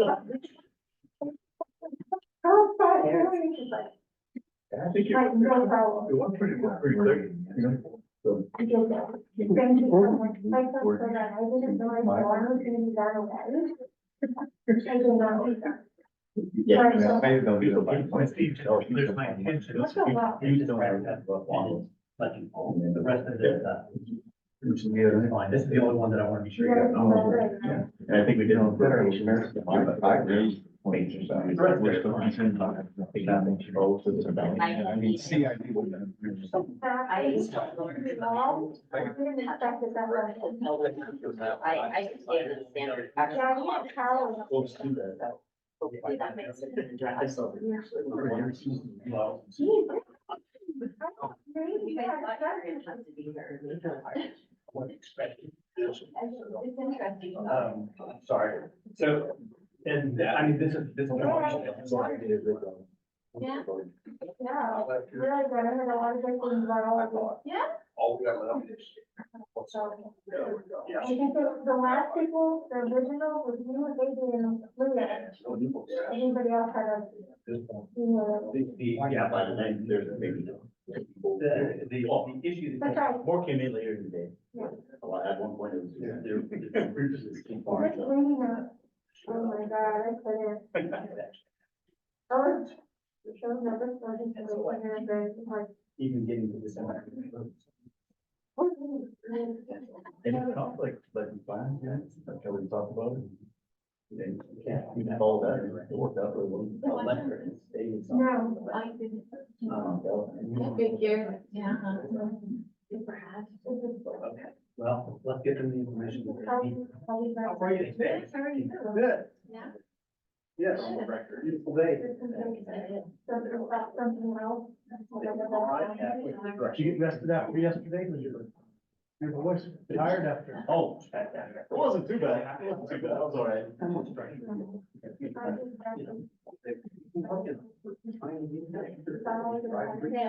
Yeah, Yeah. Greg, am I not supposed to be in there, or am I supposed to? You were not supposed to be in that Okay. following. I mean, I guess if they ask you in there, but. Yeah. Hey, he's a board member. So it gets a little. So, Now, especially if I'm in. if that's somehow making a room that they're. So, because they're dominant, it's kind of. Odd idea. So. Took over the house and she took care of him and when I did have to. The truth is, if they need to have those things. I feel okay. All right, well, about that time, so we'll sit down like we're ready to go. Awesome. No, they just, no, I was turning around. Oh, well, when I walked in there, well, hey, listen, I was told to go in there, and you was. I don't know what that was about. I disagree. Huh? I wouldn't need to be, I really didn't want to go in there. But that's the way you did me. I mean, I've seen the look on the old elk, I've seen the look on the old elk when the safety goes off and he fears They're they're still alive, but I know. I'm not saying anything bad.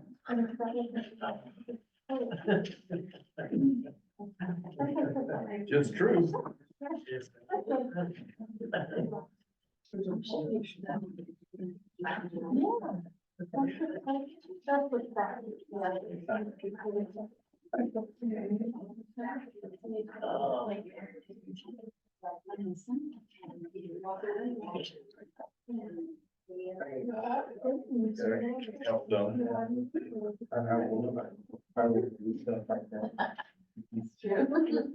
I complain, and I got to take care of that. Stay out of here. Expenses that are there. Later.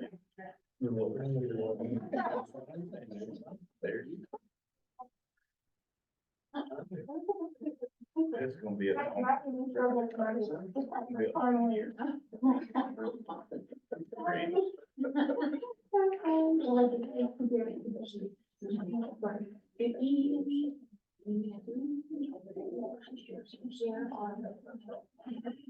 You went through a lot already. I left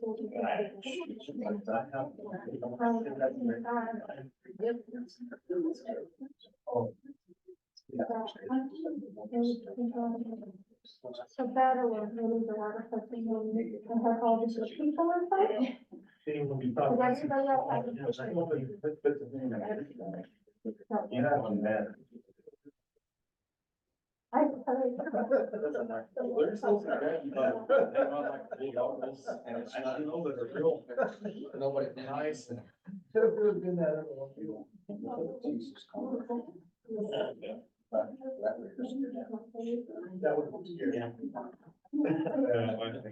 I think we're going down very strictly still. I don't even have one.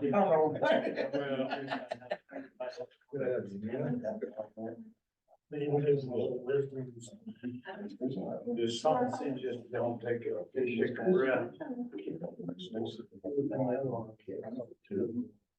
I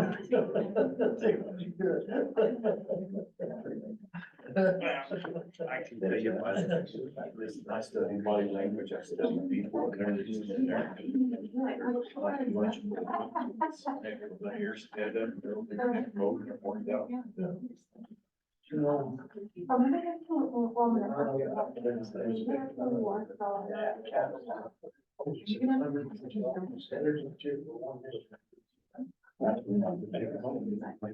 Just like you.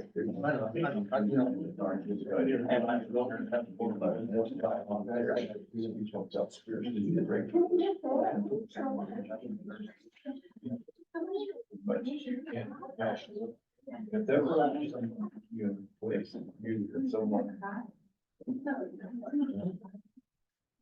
I'm just joking. They got something what they got. Yeah. Fire or fire?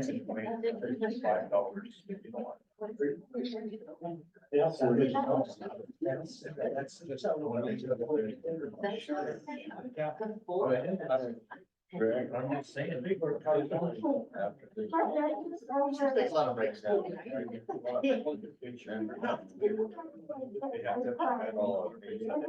No. So this is me. Last meeting going.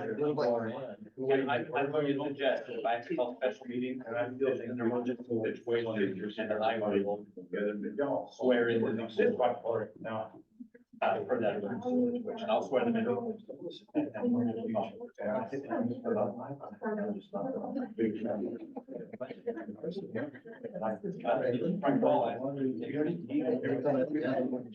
So I'll have to get up and do.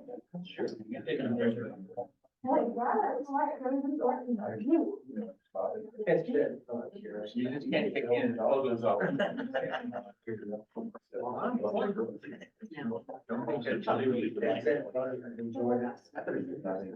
Great staff. So thank you. You take a little break, Paul. And I'm here, not anybody. Well, you seen this boy come in here, people stuff. That he, they'll do by the year. Hammer. Karen, is there anything you need to present regarding your contract? No. Are you going to do the rest of number 8 afterwards? Yeah, that's. Probably. I've got a board member that's got a pending appointment. That's right. That's your, I don't know when I'm made on other board members, obviously, your things require, but. So, Well, that's right. that said, it's my dynamic. Did you put it all back in soda? Yeah, fast. Yeah. Oh, wow. That's good. You know what?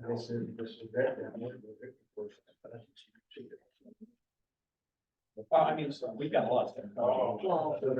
But she may have got hit. Like, I mean, Yeah. she was in the car, I think she was under a trailer. Well, boy, I'm sorry about that. Very valuable. Your life. Well, she, I. But you know, there's nothing. Oh, you know, we've got dogs out there, we've got dogs, we fed, okay, you know. And your little pet dog, Fort Home Nick, he has one that's. They did, And we all say we gotta stay. She gets everything. She gets it all. DataNet is for consulting for our finance software. Yeah.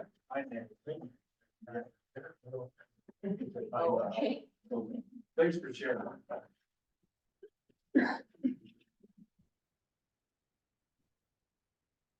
Mr. Franzoy, I have not forgotten about you. You're back in session. So I had it open for public comment. I'm gonna take Mr. Franzoy's comment and then any additional public comment before bringing it back to the board. Mr. Franzoy. Yes, so you guys saw the long list that's, or heard the long list that Samantha provided for legal deadlines and things of that sort. So that would essentially be the scope of work that we would be procuring for you guys in this new RFP contract. Now, I have done an analysis that I have provided to this board, but I could also, share with you guys potentially in closed session. And that analysis highlights that it's actually less cost effective to not renew this contract. Based on my understanding, the average hourly rate for lawyers in Samantha's position is about 250. Hers historically has been 175. I think that's bumping up in this contract to 225, if I'm not mistaken. Samantha, is that correct? That's correct, Mr. Franzoy. And so, to my understanding, it was the objective that, there are some constituents out there who are unhappy with, those services potentially, or the cost of legal. However, just from a financial perspective, adding to training new in-house counsel and catching them up to speed on all these issues is going to cost you twice as much, because you'll have to be paying Samantha and new legal counsel in tandem. In addition to that, in the budget, we have added in-house general counsel. It was directed by the board that we bring in in-house general counsel, so there is an open position for that as well. So you guys have a few options with, the 60,000, under 60,000 procurement contract, an entire RFP going out for bid, and in addition to that, we have in-house counsel in the budget. So I just wanted to give you guys that information. Do with it as you will. Thank you, Mr. Franzoy. Any additional public input? Is there, Mr. Rovirosa? Mr. President, I propose that we continue with legal counsel as is, with the understanding that it is the priority of the incoming board that legal will be restructured shortly after the meeting. Thank you, Mr. Rovirosa. I appreciate that clear input. I am not hearing a clear statement that in the pending matters we have over the next 45, 60 days, that there is a clear direction to stop what we're doing and do something different. I want to be sure that that there's an opening there, that if I'm wrong, that can be stated through public input. And I'm not hearing that. So with that, I'm going to close Well, public. hold on, wait, no, I'm I need to sorry. hear from Mr. Oh, I'm Fleischer. sorry. I did not see your hand, Mr. Fleischer. Please. I believe we want to keep things going as they are for the time being. Do not change direction at this time. Thank you, Mr. Fleischer. I apologize for not seeing your hand. Thank you. So is there anyone else I've missed before I close public input? Because I'm not intending to cut you off. So, Mr. President, not to be the stickler for the rules, but that is my job, right? And so, with 2 sitting board members and 2 other board members having expressed that, I only have 4 of 9. That is not sufficient to direct me at EBID. So at this point in time, I am going to take the position that there are additional incoming board members and that I have given adequate opportunity for a dissenting opinion to be expressed. And that hearing none, that it is consent to carry on as the expressed opinions have been stated. In other words, if you don't speak, you hold to what Rafa and Mr. Clayshall have said in order to give me the direction to go ahead and continue. Yeah, I don't need you to speak up, but I want to be clear what I'm interpreting silence to mean. Okay, and then, so then assuming the board does do what has been requested, the first thing I need from my new client is all of your contact information, because we will need to be in communication like this December. Thank you for that, Ms. Salpeck. Public input is closed. I return it to the board for discussion.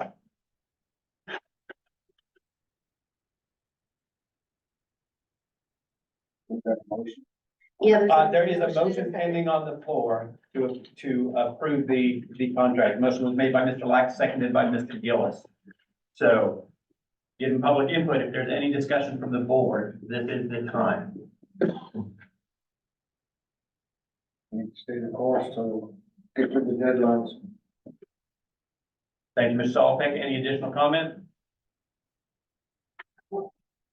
Hearing none, discussion is closed. All those in favor of the motion, please signify by saying aye. Are there any opposed? Are there any abstentions? Hearing none and declaring the present, the ayes have it and the motion carries. Ms. Byram, we have two other contracts requiring approval. Yes, sir. I believe the first is for DataNet Engineering. That is a company that provides consulting services, mostly to finance, for help with their finance software when they have troubles. This would be, I believe, year 4 of 4 or 3 of 4, and we use them periodically as we need. He did return his contract with the requested red line items finished. I don't know if legal has had a chance to review it once he returned it, but if so, and it is Did you send it to me? it would have been Leah. No, Leah just said he approved all your red lines. Oh, if you just approved my red lines, then I don't review it yet. Okay, and then staff recommends approval. Thank you very much. To be clear, this contract, the scope of works is consulting on Microsoft Dynamics, which is our accounting software. Yes. What is the will of the board? Wait. There's one other contract. Would you review that one? Because we could probably approve the bill. Okay, the other contract is for Apex. They provide our security system services, which is the security cameras. They monitor them. They provide the cameras, and they make sure that the whole system is working properly and does repair work when needed. This is the year 4 of 4 with their contract, and there are no other changes to the contract. Thank you very much. So the Apex contract is security services, our key cards, those sorts of things. And staff also approved that too, right? Yes, staff also approves. Recommend approval. Okay. Thank Yes. you. Recommends is correct. What is the will of the board? Mr. President, I move that we approve these. I have a motion from Mr. Gillis to approve the contract of DataNet Engineering and Apex. I have a second from Mr. Frank Saltbeck. Any discussion? Hearing none, discussion is closed. All those in favor, please signify by saying aye. Any opposed? Being the chair, the ayes have it. The motion carries. Mr. Wiles, I know you have another appointment, and so when you need to leave, please feel free. Thank you very much.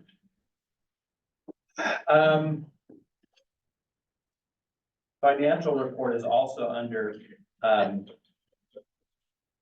item 8 in Ms. Byram. Unless there's an objection from the board, I'd like to include that. Financial report. Okay, Joel will be presenting the main financials on his model. Very good. Mr. Francois. All right. Let me know when you guys can see the model. I can see it. Okay, let me, okay, cool.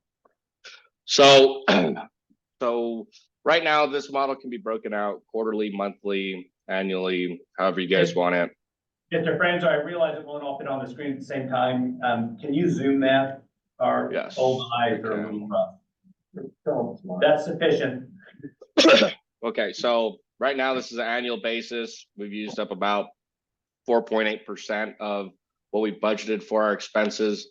You can see here, it's not gonna, it's 1 month in, so it's not gonna tell you too much, but I will go to the monthly view. I think that'll give you guys some more insight here. So I'm gonna go by, expense by department here. And I'm gonna start with admin. Admin is under budget. The reason for that is reduced insurance liability costs, reduced software expenses, reduced printing and office supplies. Utilities came in cheaper than we expected, and our fuel expense is also under budget. I'll move forward with the board, as you can see here, and we are under budget there. That is primarily due to labor and fringe benefits for the in-house counsel position I mentioned earlier.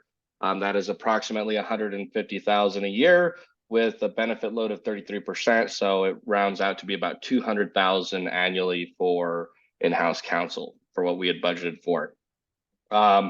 We also have reduced legal expense. Samantha is also included in there. Pretty much all the expense that you see there is going to be, consulting, legal. I did not bifurcate out consulting. Some of that should be moved into the engineering department. I have not done that yet. And then that'll bring me into engineering. Engineering is also under budget. That is, primarily due to labor costs for not hiring a new project manager position we had open. Lower consulting fees. I just mentioned that we have not input the bifurcation of Phil King's consulting fees in there. And then reduced software and hardware costs. That's going to be computers and other things that engineering needs. Finance department is also under budget. That is reduced labor due to not hiring a temporary office clerk is the primary, advocate driving that factor. And then reduced software expenses due to the new financial ERP system we'll be procuring that we budgeted for, as well as the HR software. In addition to that, they are under budget for printing and office supplies. I will get into groundwater. That is groundwater and HR. There's not really much to report. They're pretty in line. They are under budget. And then I'll get into the big ticket item, which is the majority of expenses here at EBID is maintenance. This is slightly skewed, and I'll explain that here shortly.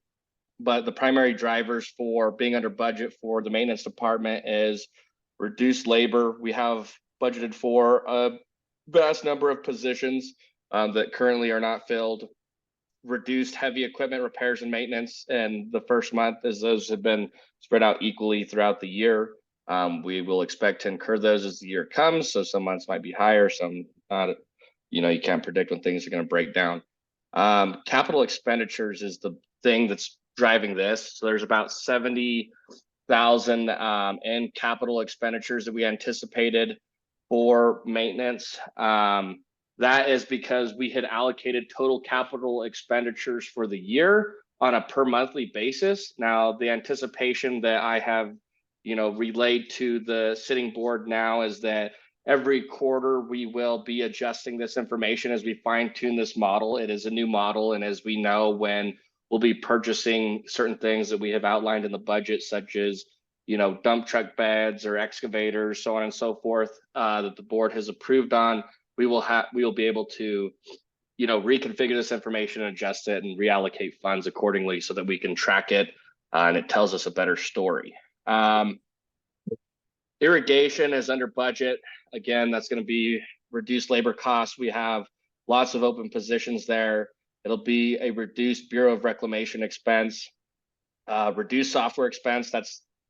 It was decided by the sitting board that we were going to be acquiring tablets that'll go in line with the new HR software, new engineering models, and a lot of other platforms that we'll need for our ditch riders. We'll be having maintenance models, things like that. I will be disclosing to y'all in closed session today. And then reduce software costs because for the engineering model, we were anticipating leveraging TruePoint. We will be doing that. The mock model will be built by the January board meeting. However, we'll start bringing in TruePoint and APIing that in throughout January and February. I anticipate completion in March or April for that model. I have communication standing with the state engineer and Interstate Stream Commission to allow for potential funding. So at the OSC and ISE's dime, maybe they might be open to working together on this model. SCADA department that does all our telemetry. Again, it's labor. We have open positions that we budgeted for, reduced software and hardware expenses for the telemetry units, the piezometers, so on and so forth. Reduced department supplies. Again, that's going to be kind of the tech that goes into the SCADA department. And then computers and printers, we were going to revamp a lot of their computers and stuff for the department. So with that being said, we could go in here. You can kind of see I have the expense groups bucketed out. We're coming in short on labor. That's the big driver. Grant expense, we don't have that allocated yet. So obviously we're showing a 0. These financials are not quite closed. We'll be working on trying to close that before the 10th of the month to be consistent with our board meetings. Capital outlay, you can see that's the purchase of machinery and equipment. We didn't purchase any this month, so therefore that is not flowing through, but that is allocated on a monthly basis for the total annual CapEx that we anticipate. Contractual agreements, that'll be Samantha, Phil King, and every other contract that we have here at EBID, which I'll be disclosing in closed session as well. Those are all under. Our communications is under, fuel expense is under, repairs and maintenance, so on and so forth. This model for the new board members benefit can also break it out by department. So if we want to look at maintenance specifically, we can see the categories that pertain to maintenance. This is kind of what I said. You have a reduction in repairs and maintenance. Operations is slightly higher, but our capital outlay is significantly under, and so is our labor. So with that being said, if there was any questions or comments for me to look at the various departments and answer any questions that you may have, I'm happy to do so. And I will leave that to you guys. Any questions from the board? Any public input? Thank you very much, Mr. Franzoy. Oh, one other thing I didn't go over is this up here. So for the month, we have a budgeted expenses of 983,000, but our actuals is about 600,000. This should increase slightly because of some financials that we don't have in the system, but we can assume that it'll be about 350,000 positive variance, so about 35%. So this is the new model. This is the first time it was presented. So if the new board has any direction on how they might want this changed, please let me know. Thank you very much, Mr. Franzoy. For the public's knowledge, we have an HR report that comes later. And so specifically that labor is under budget. We have a report later that talks about our open position and positions that are currently being held open, meaning we're not trying to fill them. Thank you, Mr. Franzoy. Okay. All right. I believe that covers everything. Would you like your cash report? Yes, please. Joa, can you please bring up the cash flow that's on the same file folder as this report or with this? Yeah, meeting? give me 1 second.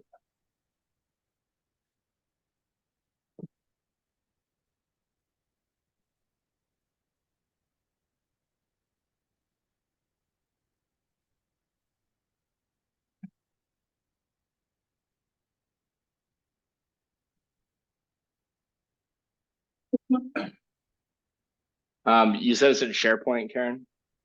Yes, it's in the same folder. It's labeled cash flow.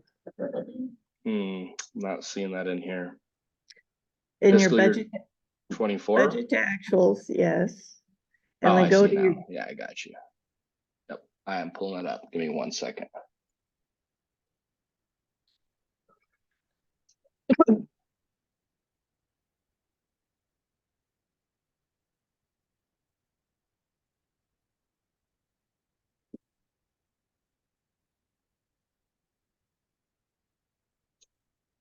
thank you. So as of this morning, thank you. We had a bank balance of about 5.3 million. We had a cash balance, which is, you know, a book balance. So we're including all of our checks, even if they haven't been cashed, of about 5.6 million. You can see the activity for our investment account. We've transferred in about 1.8 million, which is more than the 1.5 we had transferred in at this time last year. We did have a small transfer out as we had some, wanted to make sure that our payroll needs were met. And that leaves us with 4.9 million versus 3.2 for this time last year. That being said, our assessments in to date are about 30%, so we're expecting quite a lot more to come in the next month or a month and a half. In other words, our cash position is good. Thank you, Ms. Byron. Any questions regarding our cash position? Any public input? Thank you, Ms. Byron. Real quick, Greg, last thing, I'm really sick right now. I think I got the Rona. So I might not be in closed session, but PK, for your knowledge, I have that list that you asked of me for those deadlines, and I will be able to distribute it out. If you could just text me the email addresses you guys want those distributed out to, I could do that for you.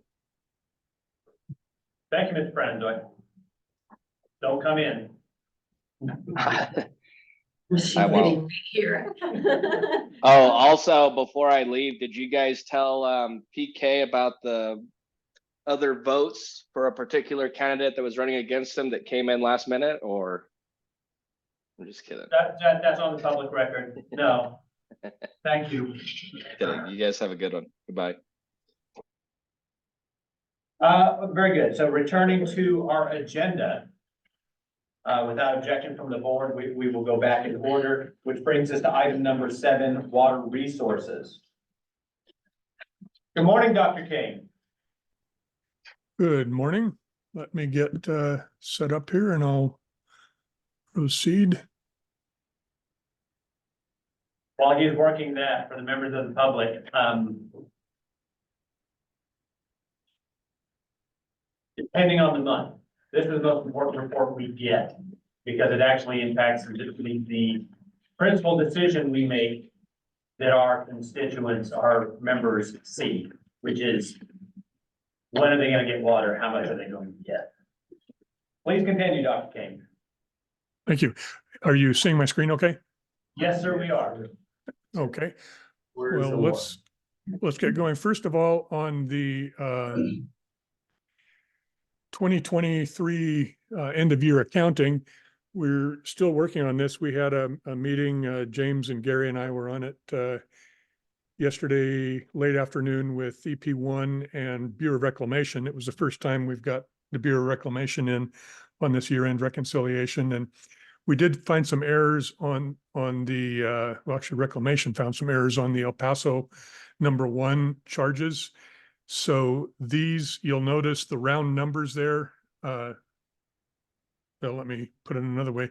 The numbers I've got in bold there are pretty solid. The numbers that I have not bolded, the key one there is the charge for El Paso #1. That's they are currently making the corrections that we identified yesterday. And the way that this progresses is Mexico and EBID do their charges first, and then El Paso #1 does their charges last because they depend on Mexico and EBID. So when they make a correction, that puts their charges in question, which puts the diversion ratio in question, which puts our allocation in question. So you notice that our allocation is an approximate number. I don't expect these numbers to change by more than a couple of thousand acre feet at the outside. I think they're quite close. But basically the take home lesson here is that we are looking at EBID going in to next year with a carryover balance of 50,000 acre feet. That's the equivalent of just shy of a 4-inch allotment. El Paso #1 is looking at 225 in carryover. If we were to do an allocation right now, there's not enough 2024 water in to allocate to EBID and El Paso #1. And by 2024 water, we do the 2023 allocation through October 31st. So all of the water that was in storage as of October 31st is allocated in 2023. The water that came in November and this first part of December would be available for allocation for 2024 water. However, it's not yet enough to make a reasonable allocation. It's kind of down there in Never Land in the very small numbers. So as we get water coming into the reservoir, that will go up. And when it starts to be, get out of the mathematical singularities, we'll make an allocation to the two districts. If we were to allocate water to Mexico at this point, it would be something on the order of 25,000 acre feet, little 25, probably 26 by now. They are allocated on a different function. So there is enough water because it includes the carryover. Anyhow, the two takeaways here are that EBID is sitting on about 50,000 acre feet. That means that we will be, which is enough for a 4-inch allotment, which is just enough to be terrible. We will be therefore looking at the snowpack runoff and conveyance into Elephant Butte Reservoir for much of our 2024 water supply. El Paso number 1 has 225,000 in carryover, más o menos. And what this means is that they will come on early. They stated yesterday that they were coming on in March and planning on running to October. They run a lot lower flow rate and longer than we do. They run low and slow. We run fast and furious. So they will be on quite a bit of, they'll be on basically for a relatively normal irrigation season, which means that we will be on release accounting for much of the year. That's a good thing in terms of diversion ratio, and it has a positive effect on EBID's allocation. However, it means we haven't got much water, and that's why we're not on yet. This is one of those things that with the new board, there's sort of a operating,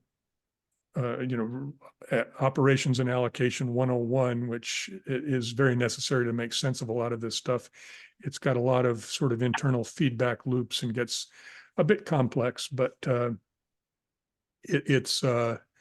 we're closing in, and I'm confident that by the January meeting, we will have this nailed down, final numbers approved by the two districts and reclamation. We're very close right now. Just, our first meeting with reclamation was yesterday, so we've got some fixing to do. Are there any questions on that at this point? Dr. King, this is Greg Davier. Did you say that EP1 is currently planning for a mid-March start? What is it?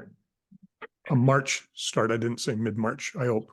Thank you. Yeah, I heard March. I was inferring. Thank you very much. Okay. Other questions for Dr. King regarding project accounting? Ms. Salpe. Bill, how many acre feet spilled into our account from EP number 1's carryover? You're talking about a carryover spill? Yeah, No, the threshold for spill to start is 32,000 and change, call it, or 232,000 and change, call it 233 for round numbers. And you'll see they fell just short of that. okay, and so understand what happened then is instead of spilling into our account, they ran longer to run their account down, right? They used water longer. So we get that benefit because it keeps the river on longer. So either way, but we ask the question, did they choose to spill directly into us or did they just stay on longer? Last point, Mr. President, for the new board members. There is a very common misconception right now, and it's something that's important. The operating agreement has actually been incorporated into the final decree proposed by the states. So there is a common misconception in that now we don't have to worry about the operating agreement, when in fact, the alternative is actually the case. We have to worry about the operating agreement still because it's how we allocate water, but also we have to fix it to match the consent decree in ways that it doesn't. to be continued in closed session. But do not just discount this because you hear Phil say operating agreement. Oh, that's not what we're doing anymore. It actually still is. Mr. Roverosa. Is there a minimum that EP number one can run at a time? Is there a minimum, amount of water that they can run at a given time? Like 100 CFS, 200 CFS, 1000 CFS? Or can they run one CFS if they want? So in the question, I'm just gonna put you on the hook, Dr. King, you asked the question. Okay. Well, okay, at the beginning of the season, if they come on by themselves, like in March, that is ahead of EBID in Mexico, which sounds very much like what's going to happen. They are on what we call release accounting, which means they are charged for the larger of the release from Caballo and their actual diversion. So if they wanted to get one CFS down to American Dam, they would probably have to release 400 CFS to get that one CFS down there, and they would be charged for 400 CFS. They do have functional limits, like, you know, they've got a couple of surface water treatment plants for the city of El Paso, and if they are on, they've got a very set and consistent rate that they require. Usually the functionally speaking, I guess what I would say is technically they could order one CFS for delivery at American. They would be charged if they're on release accounting for the release from Caballo. So that would be a very expensive one CFS for them. There are also a lot of functional limitations. Just, you know, you got sort of a fixed cost in your conveyance system that you have to fill up before you can deliver any water.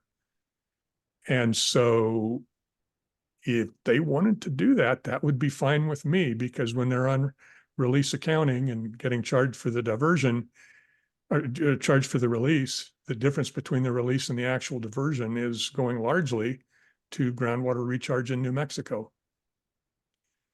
When did they? Did you finish your statement, Dr. King? Yeah, that's, I could go on all day if you want. No, not necessary, Dr. King. Mr. Roverosa. Short follow-up question. When do they switch from, release to diversion accounting? When EBID and or Mexico come on. And at the end of the season, when we run out of water and shut down, they go back on release, whether Mexico stays on or not. Okay. And remember, what gets us is when EP number one and Mexico get together and agree to come on first, and then we're like, you have to, right? Or we lose big amounts of water. So if we can hold off Mexico and coming on and only EP number one comes on, that's to our benefit. If they both come on at the same time, we're forced to, because usually we don't have enough water to pay for those losses and still deliver to the farmers. Mr. Lack. Yeah, Dr. King, Joe Paul, one of the things I think that might help with the question is, what would be kind of a minimum release from Caballo to get some water to El Paso that would be functional? I don't know if that's a real good number or not, but I know what Sammy Gonzalez used to tell me, we need to release weekly to get that system functioning in just an average way. Can you give him a number, something like that? I'm not saying that's what he's looking for, but that's what I felt when he asked the question. Yeah, that's, I understand. I've got an answer. Let me just go find it for you here. Dr. King, you continue finding that if you would, please. Just want to make a statement. So we've heard that currently EP1 has suggested they're planning to start in March. Given that, there will be some rapid decisions that need to be made by the incoming board of directors. Because from January's first board meeting to March is a short period of time. And depending on what we need to do as a district and the amount of time we need to both prepare and inform our members, we need to be prepared to act sooner rather than later. We also have a big significant chunk of this conversation that needs to occur in closed session. So I would not place them on the spot before they hear that part of it. I'm not asking for their input. Right. This is simply a statement that you're prepared for the speed of things that may happen this year versus other years where we don't have to make a decision until perhaps April. Dr. King. Okay, let's see if I've got it here. I'm just looking for a recent order sheet. Hold on.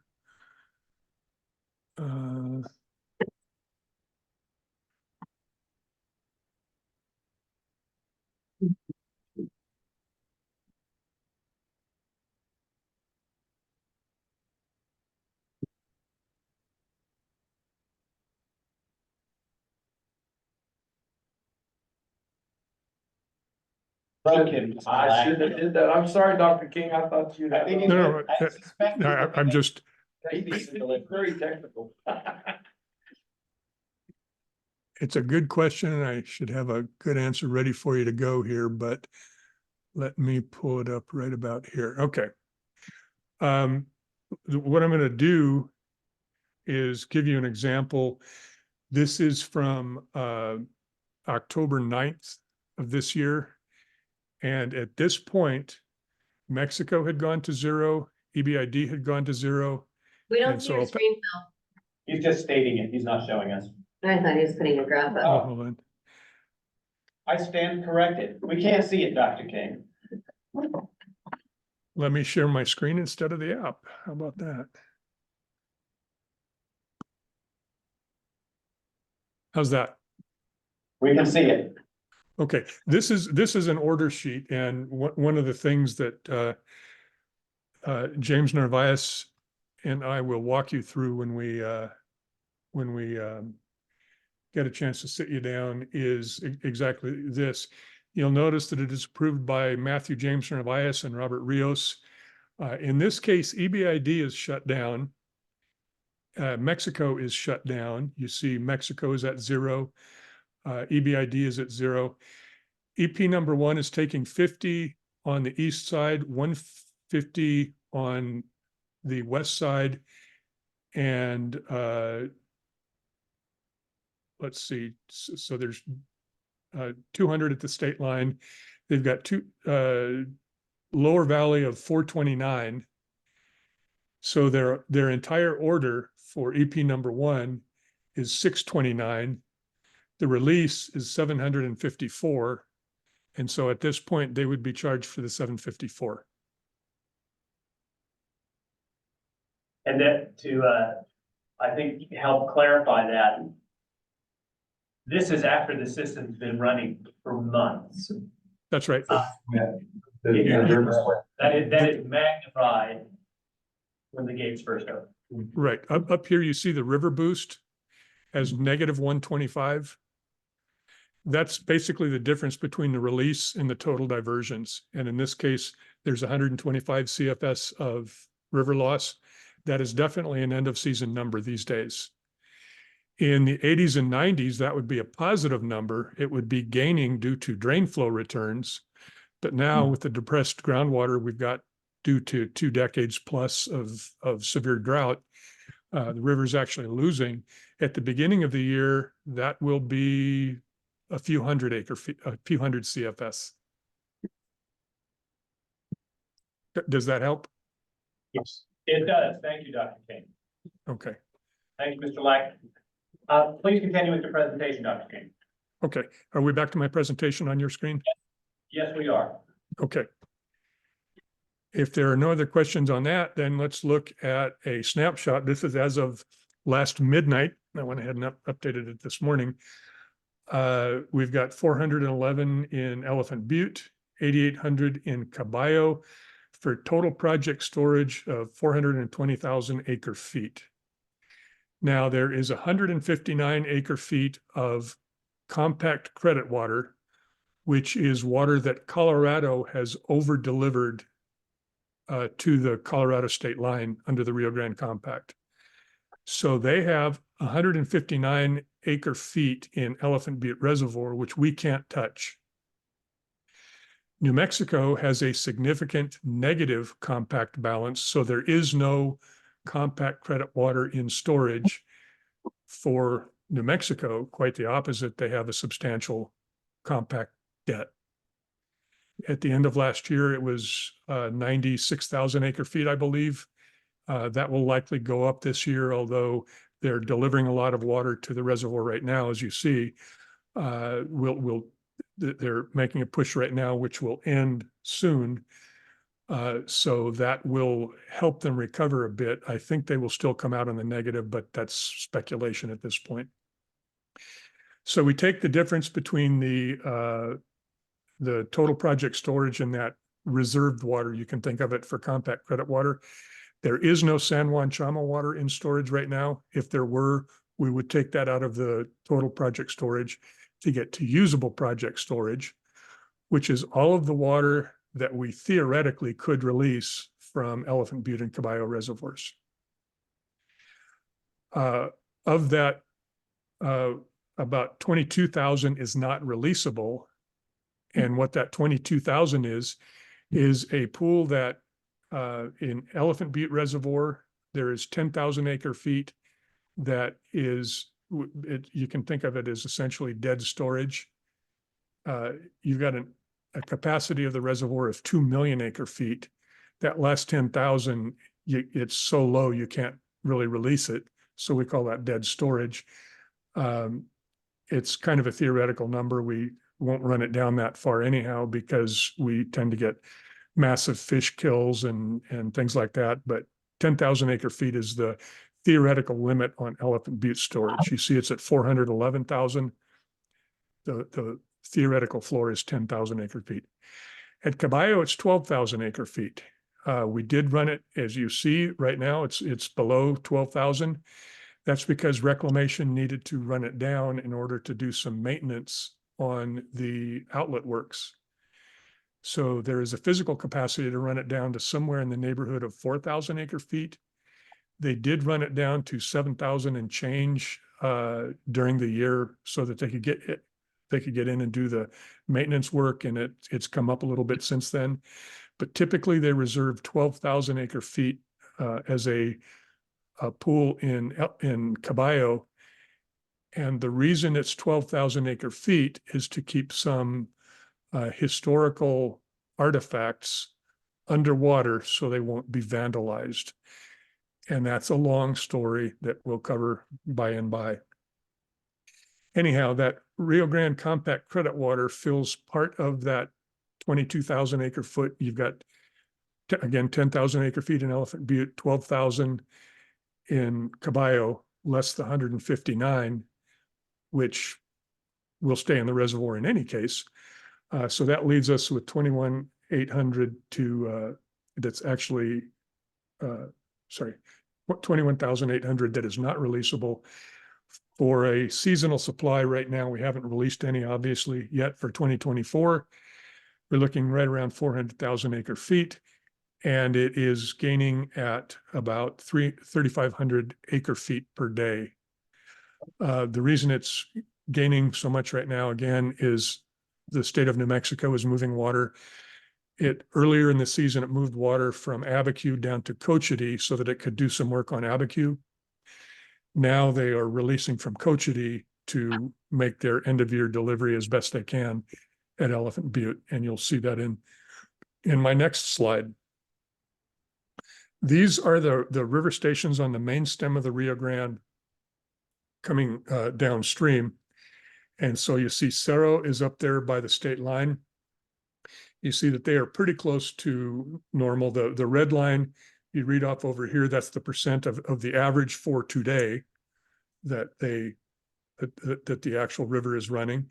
You see they're slightly below average for Taos, slightly below average for Embudo, below average for Otoe.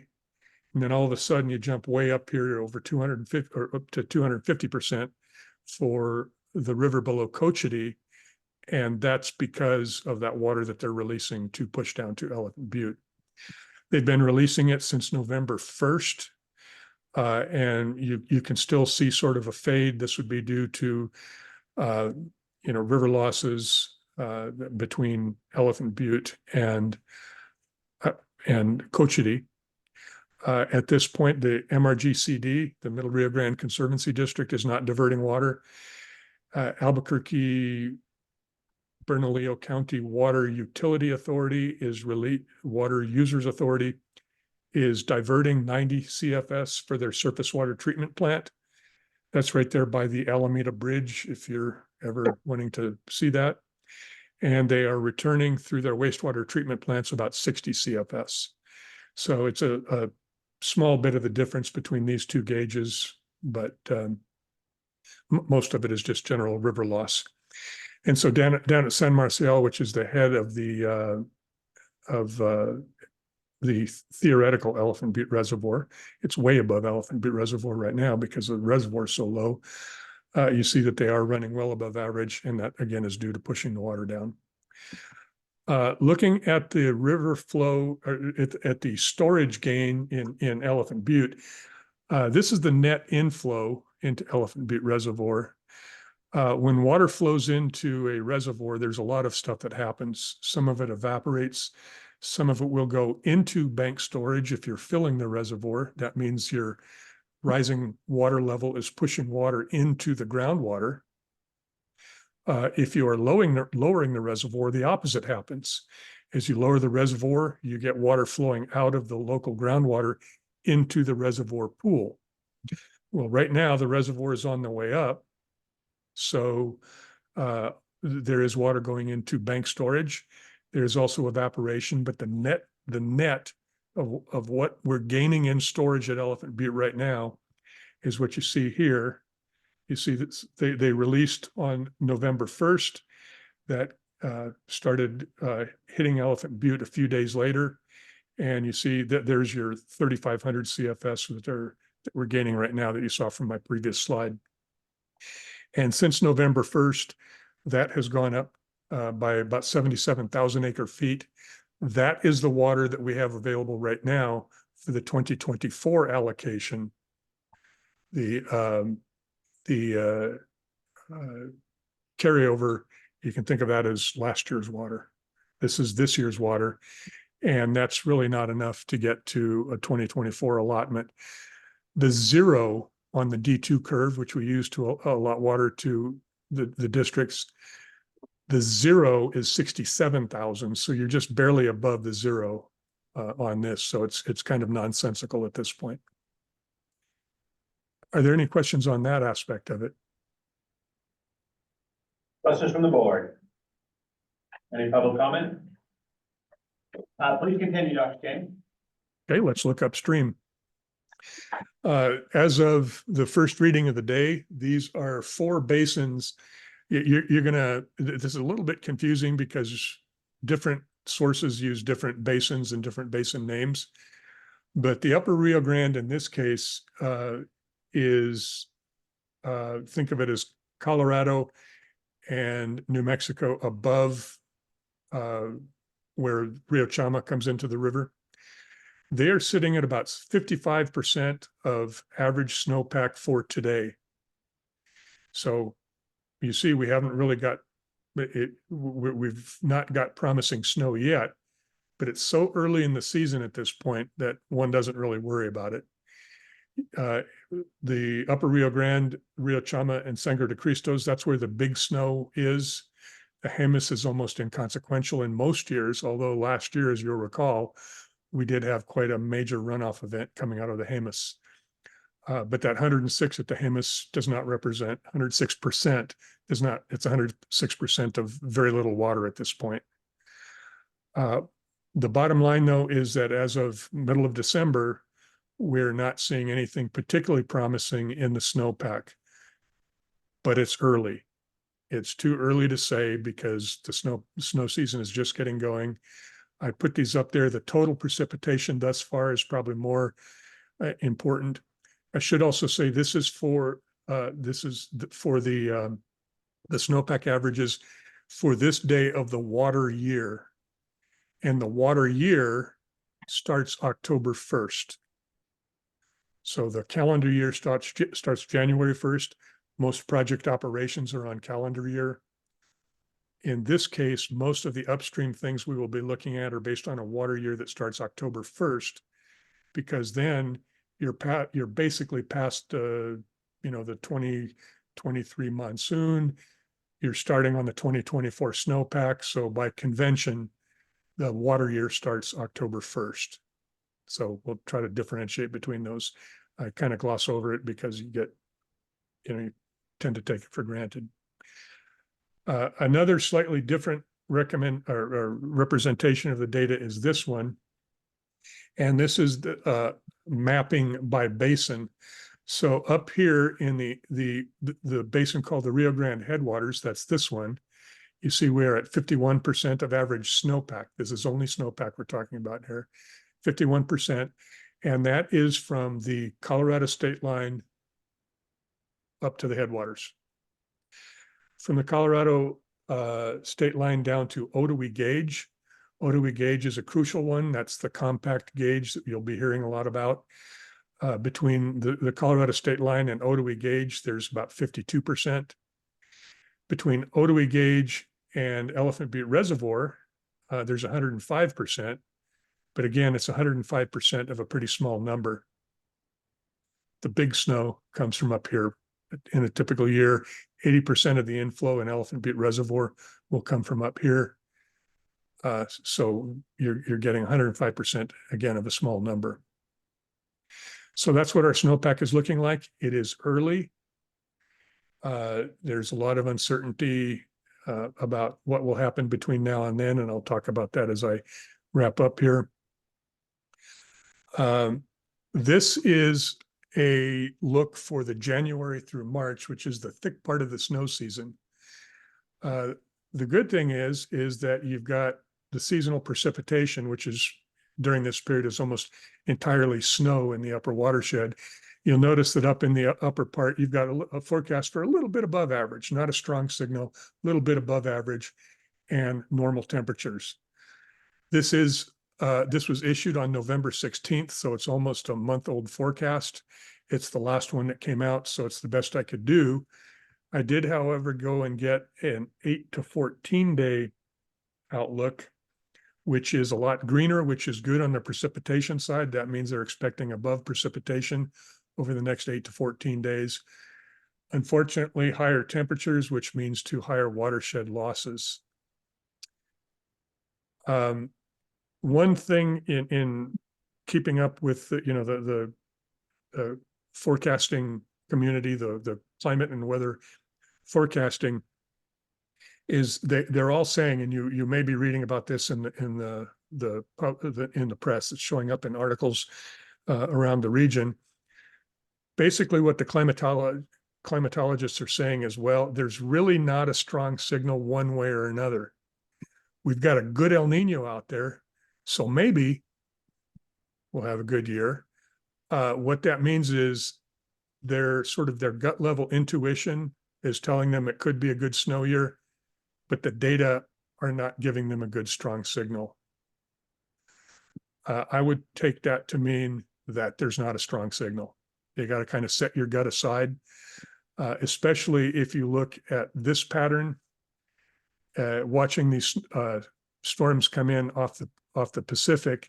They have this really annoying habit of looking really promising, like we're really going to get walloped, and they go up and over. They'll go through Denver, miss the upper Rio Grande. And that's typical of an El Nino pattern. So El Nino is good if you're looking at California, even if you're looking at further north in Colorado, it looks well there, but it has this annoying habit of dodging the Rio Grande watershed. So our tendency is to not count our chickens before they're hatched.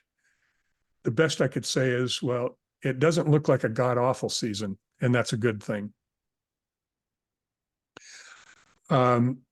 This is the drought monitor from last month, November 7th. And you'll see that much of New Mexico or pretty much all of New Mexico, except for a little bit out here, is in some form of moderate to exceptional drought. Coming forward to this month, and this is December 5th, you see that it changed very little. Things eased over here in Louisiana and Arkansas and such, but things changed very little for us. So nothing has quite hit that would convince us that something different is happening. These, by the way, I encourage you to take these with a grain of salt because they are looking at what I would call fairly shallow drought effects. That is things like recent precipitation and soil moisture status. They don't look at things like groundwater levels or reservoir levels, which run a little deeper. They integrate over a longer period of time. Looking at this was released November 30th and then updated in December. This is the outlook for the season. And you'll notice that New Mexico is forecast to basically remain in some form of persistent drought. So if it feels like you're getting mixed messages here, you are. That's just the nature of the beast. We've got so much uncertainty at this point. You saw we don't really have our snowpack yet, so there's a lot of uncertainty about how much snow we will get. Once that snow hits the ground, there's still a great deal of uncertainty about how much of it will run off into the Rio Grande system. Once it runs off into the Rio Grande system, it still has to run the gauntlet of the middle Rio Grande to get to Elephant Butte Reservoir. So yet another level of uncertainty. So yes, there is inherently and undeniably and unavoidably a great deal of uncertainty at this time of year. It'll start to take shape. This is about peak uncertainty right now. It will taper off as we start to see what things look like in January and February and March. We'll start to get a clearer picture of what our hydrologic future looks like. El Nino, again, I won't go into too much detail on this. The conclusions have not changed since last month. I think maybe the probability of El Nino persisting through the northern winter has changed a little bit, but basically we're looking at El Nino through the season, very likely. El Nino tends to be associated with wetter conditions, certainly in California and Colorado. It gets, the relationship gets a little weaker as you get down into New Mexico. And even the headwaters of the Rio Grande, it's not quite as strong a relationship. So this is better than La Nina, but it does not guarantee us a bumper snow crop this year. And with that, just to summarize, New Mexico is moving water from Cochiti to Elephant Butte. We've got that neutral forecast thus far. There's that gut feeling, well, maybe, that you'll hear from the climatologists, and there's always a maybe. There's nothing different about this year. There's always a maybe. We've got about 60,000 acre feet or 50,000 acre feet of carryover in the reservoir, in the bank. And as I said, we've got insufficient water in so far. We're basically going to be living off 2024 snowpack, which will really determine whether we're looking, if it completely fails, which it's done in some years, we're looking at something down there in the, 6 to 8 inch range for a complete failure. But we will likely have an 8 to 12 inch allotment. And just as happened this year, we could be limited not by the amount of water coming into the reservoir, but the timing of it. It may get in there too late for us to really put into an allocation and allot to our farmers. And that's, again, that's another dynamic that we'll talk about. We went through it in this last year. That's why we've got 50,000 acre feet of carryover, is because it just came too late. And with that, are there any questions from the board or the audience? We have questions from the board on Dr. King's presentation. Any public input? Thank you very much, Dr. King. Well, I'm not quite done. I'm not quite done yet. Please continue.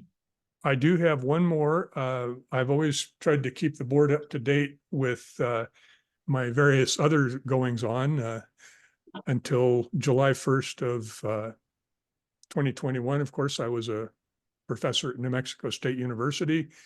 I retired in 2021 and was basically focusing on EBID issues as well as a few state issues. I served on the Climate Change Task Force, followed by the Water Policy and Infrastructure Task Force, not on behalf of EBID, but just as Phil King Concerned Citizen sort of thing. Now I have been working on winding down, reducing my role with EBID, and in so doing, ramping up the work I'm doing with the state, not on specifically Lower Rio Grande issues, but on statewide issues. I'm basically broadening my perspective here. So this is a blurb on what I'll be doing. I'll be a senior technical advisor for groundwater planning. I report directly to Hannah Risley White, who is the recently appointed director of the Interstate Stream Commission. I've worked closely with her on a lot of my previous efforts, and she's very good to work with. I will be associated then with the New Mexico Interstate Stream Commission, the Office of the State Engineer, and the Bureau of Geology and Mineral Resources. There's various statewide efforts going on there, like the aquifer mapping effort, as well as regional water planning, which will be a big part of what I'm involved in, is incorporating the groundwater aspect into the various regional water plans from around the state. This is basically in support of implementing Senate Bill 337, which was the regional water planning statute that was passed last year. And that's what I'll be doing, going a little more statewide. I have been, as I said, trying to provide the tools and resources and personal support to staff to take over a lot of what I've historically done. As you see, there's a lot of uncertainty and improvisation that goes on during the year. But I've done, always intended to try to work myself out of a job, and I'm concentrating on that a little more now than I did back probably in when we're in full-blown litigation. I will still be available, obviously, to EBID. That's not going away unless you choose it to. But this is, I do want to, be clear and transparent that what else I do around the state, because I am certainly, whether I'm doing it as Phil King, private citizen, or representing EBID, people are aware of my association, my long association with EBID. So are there any questions on that? I would be happy to field them. Mr. Lack. I got a question. Are you doing any analysis on that tooth and carry water that's gonna be going to Albuquerque? I hear that's a huge project. Can you give any input on that? Not yet. To tell you the truth, I got my contract on Monday. Okay. So there's a lot of those projects that I have been sort of peripherally aware of that I will be diving a little more deeply into. But at my initial phase here, I will tell you what I'm up to is we are going to be doing a letter, and it's basically coming from the water ambassadors, which I'm a water ambassador to. It's a successor to the Water Policy and Infrastructure Task Force on funding needs to the legislature.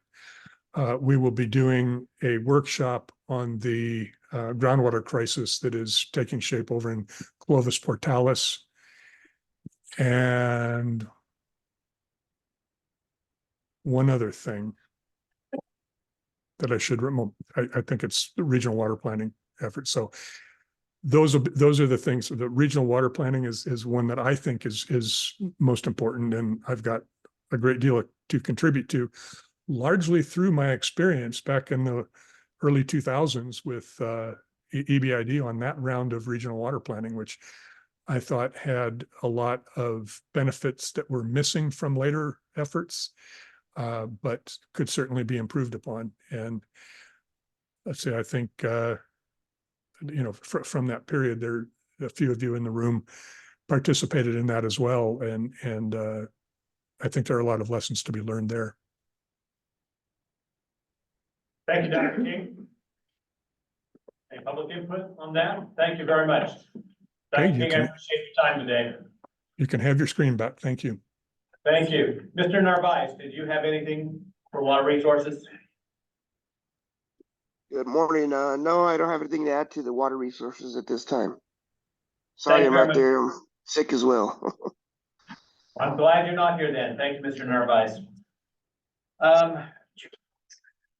If the board will indulge me, I'd like to shift around a little bit as well. I'd like to move to the permits, get the permits addressed before lunch. That if I have any board members that need to leave before we continue, all the things we need to take action on will be completed. Because I have exactly a quorum right now. Any objection? Hearing none, I'd like to move to item 10B, which is special use permits. Mr. Gamboa. So, thank you. And Mr. Salting, duly noted that I need a quorum for our suspension and transfer hearing. So I'm gonna work past the 12 o'clock hour to get those things accomplished, if you will indulge me. Mr. Gamboa. Thank you. Let me get set up here.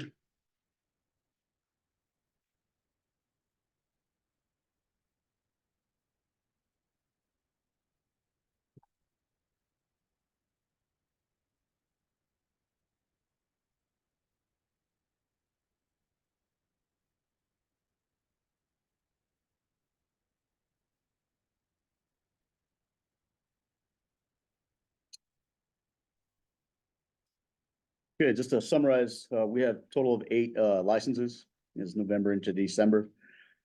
3 of them existing vehicle culvert crossings, 3 existing Quest buried telephone lines, 1 existing Quest aerial phone line, and 1 existing multiple harvest gates. And again, there's a total of 8. Starting off with the first one here, writing use license, Michael Armenta. That is license number 258. This is to operate and maintain an existing vehicle culvert crossing the Doña lateral.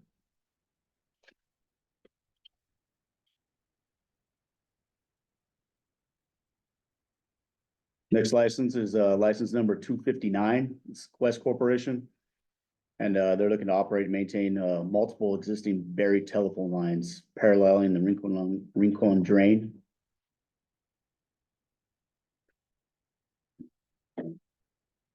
And these are existing.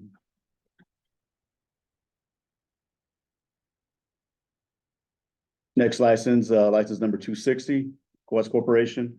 They're looking to operate and maintain existing aerial telephone lines crossing the upper Chamberino lateral.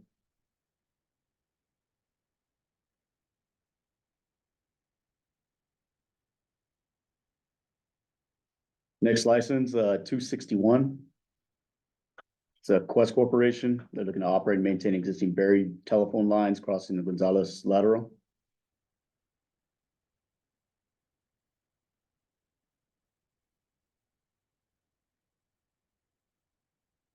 Next license, 262. Quest Corporation to operate and maintain existing buried telephone lines crossing the Rincon lateral.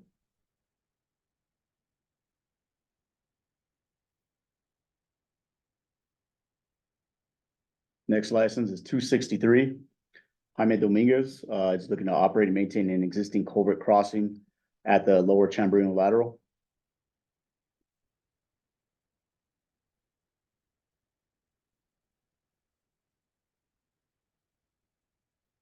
License 264. That's Lopez, Pichardo, and Ledwig Farms.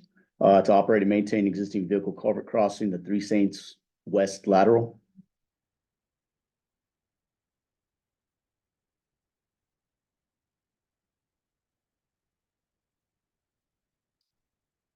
And I believe this is the last one here. This is gonna be license number 266. Steve Lyles, Simpson Farms. To operate and maintain 2 existing harvest gates, right and left bank. And then also total of, let me rephrase that, Okay. So 2 existing harvest gates, right and left bank at station 235 plus 15. 1 harvest gate left bank at approximate station 263 or 236 plus 29, and 2 harvest gates at approximate station 239 plus 05.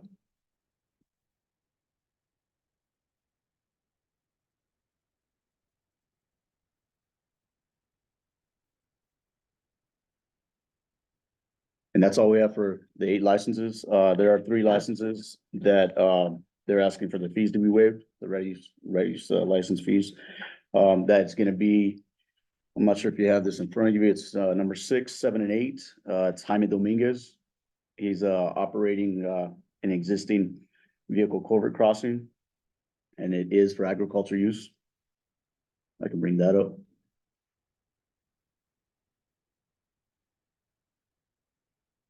This is it right here. Just double check it. This is the area right here.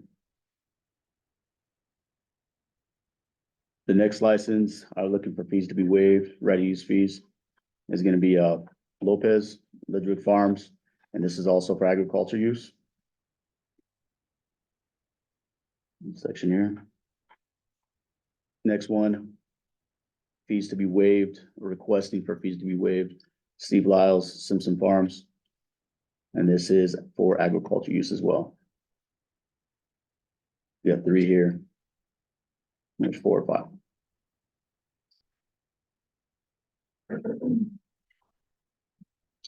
And that's all I have for licenses. Thank you very much, Mr. Gamboa.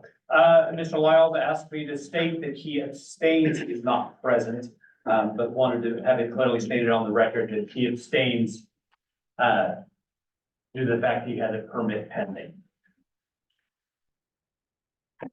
Are there any of these permits, any of these licenses, which members would like to individually question or single out for approval?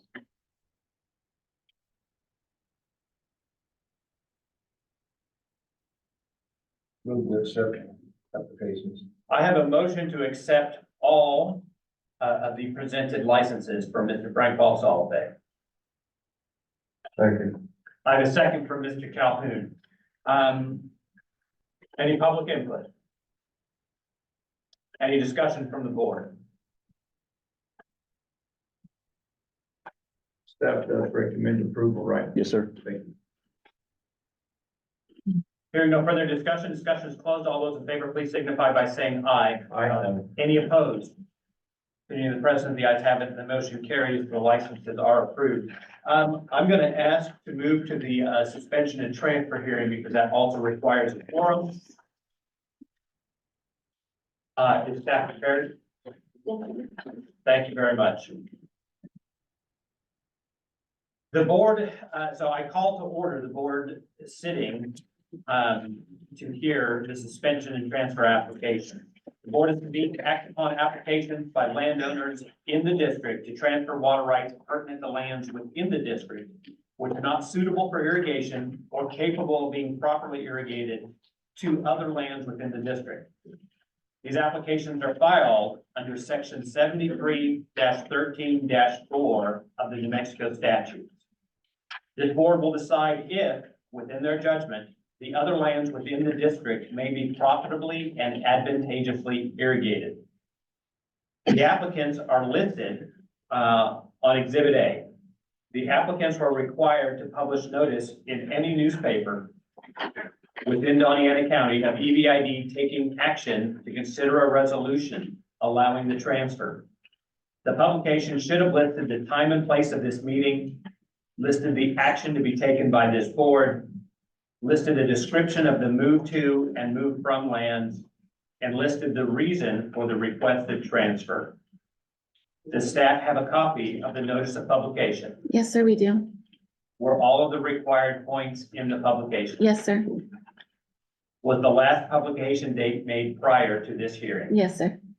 We will now proceed with presentation by staff. After that, the board members can ask questions of the staff. Hello. We have 2 water transfers today. First one is 2023 WTS 011 Watkins Holding LLC is transferring 1.07 water-righted acres to Charles and Victoria Watkins. If approved, Watkins Holding LLC, parcel 735,800P will no longer have water rights. And Charles and Victoria Watkins, parcel 557,900P will have a new total of 8.20. Second one I have is 2023 WTS 012. Brewer Oil Company is transferring 1.97 water-righted acres to Cotterson McKilly Farms LLC. If approved, Brewer Oil parcel 124,050P will no longer have water rights. Cotterson McKilly Farms LLC, parcel 1138100P will have a new total of 44.83.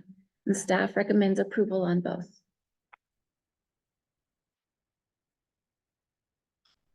Are there questions of staff from the board? At this point in time, the board will take evidence and testimony from the applicants or their representatives, or any persons who are here to protest the applications. We will proceed with any presentation by the applicants. After that, the board members and EBID staff can ask questions of the applicants. Would the applicants or their representatives introduce themselves? Seeing none on Zoom and none recognized present, are there any protestants who wish to speak? If so, please identify yourself for the record.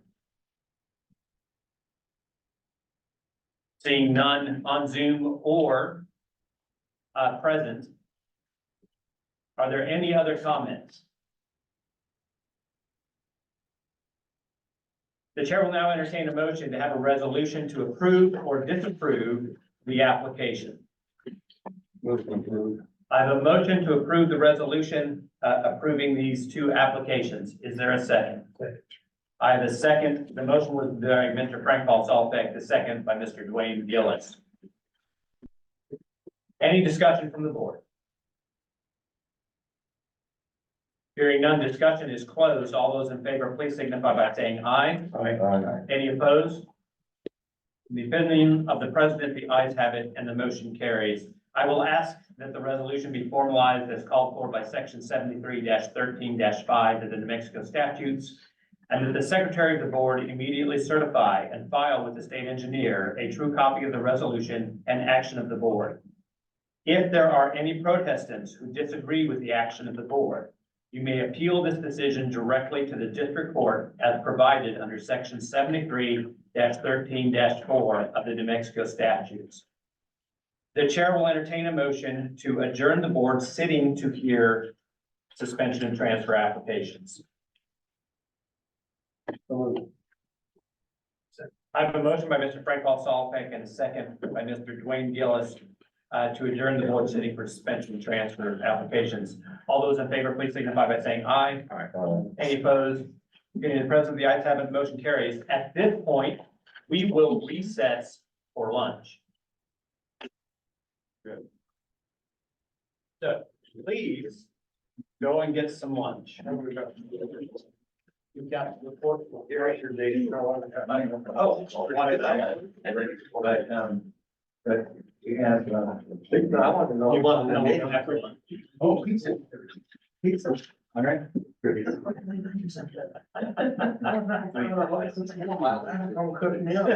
what did we get? We got pizza instead? Yeah. Yeah, what's going on? What's going on, bro? Hey, it was, Yeah, it was an hour long. I'm in a meeting. I'll call you. Hey, Greg, can you chat with me for a quick second? yeah, you want to do it?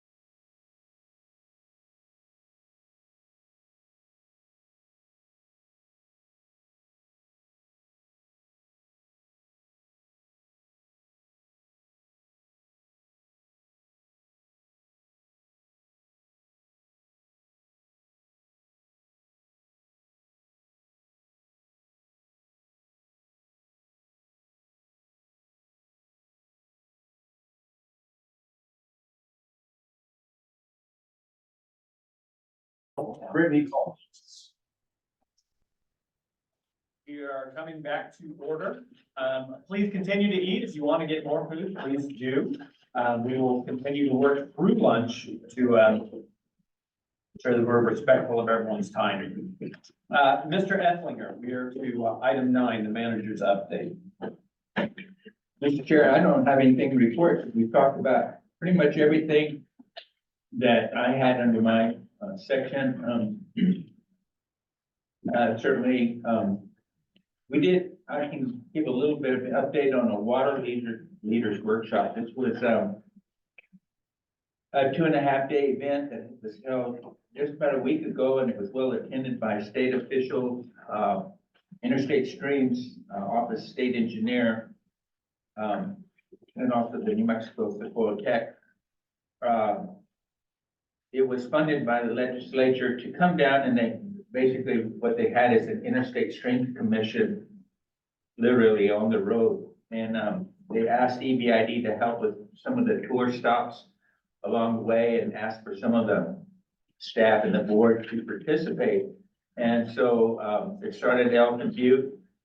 And then it went down to Caballo Gauging Station, where the Rio Grande compact accounting is determined for releases from Caballo to Elton Butte Irrigation District EP number 1 in Mexico. And then that pretty much concluded that day. The next day, they had their meeting at the convention center where different visitors spoke about the water issues related to the Rio Grande Basin. And that was well attended as well. And certainly then they had a lunch break. And the tour then went back outside to Leesburg, and we were able to talk to them about the history behind the Leesburg Conversion Dam. It was probably the first dam built by the reclamation, even before the Elton Butte Dam is completed. So it's a unique structure, lots of history there. And then Greg gave an excellent report about the history of EBID, and something that I'd like a copy of. But it was definitely a very well taken presentation that everybody asked questions about. And then we went to a site where we have a wild arroyo that runs directly into one of our drains. And we've had to do a lot of improvements on that, just for the fact that much of the flood control that we have endured, and the flood problems we have in the monsoon events, sometimes comes from these wild arroyos. And this one particular site, 6 arroyos come into our drain immediately. And back in 2008, it had so much water accumulated in drain that it breached the drain and went in and flooded homes and property east of the or west of that drain. And certainly we were able to get a grant and do some work there to improve that site. We have telemetry there now that we can monitor the flow. We widened the drain in that area to where we can collect that stormwater. It stays in the drain rather than floods farmers and property owners. And so it was well received as a site that, again, we had run a lot of bells for the benefit of recharging the aquifer, stormwater management. It also developed into a really nice habitat restoration site. There's a lot of natural native cottonwoods and willows going up in that area. So it was presented as a way that during these periods of time when we have monsoon, we don't have a surface supply and we don't want to necessarily depend on our groundwater supply. If we have a good monsoon event, we have the means to capture that water and reuse it again, whether we irrigate with it or put it in a drain and recharge it off. Then we went down to Mesilla Dam, and they were able to see that diversion and understand how important that diversion is It's the only flood control dam, a diversion dam in the EBID boundaries that, actually we can shut 12 gates and hold the water in the river for a short period of time. We also showed them that we can put water into Texas and the East Side Canal, normally around 40 CFS, and then also 150 CFS in the West Side Canal to service the upper valley of the Canutillo, South Valley area where EP number 1 has still, some farms in operation in that area.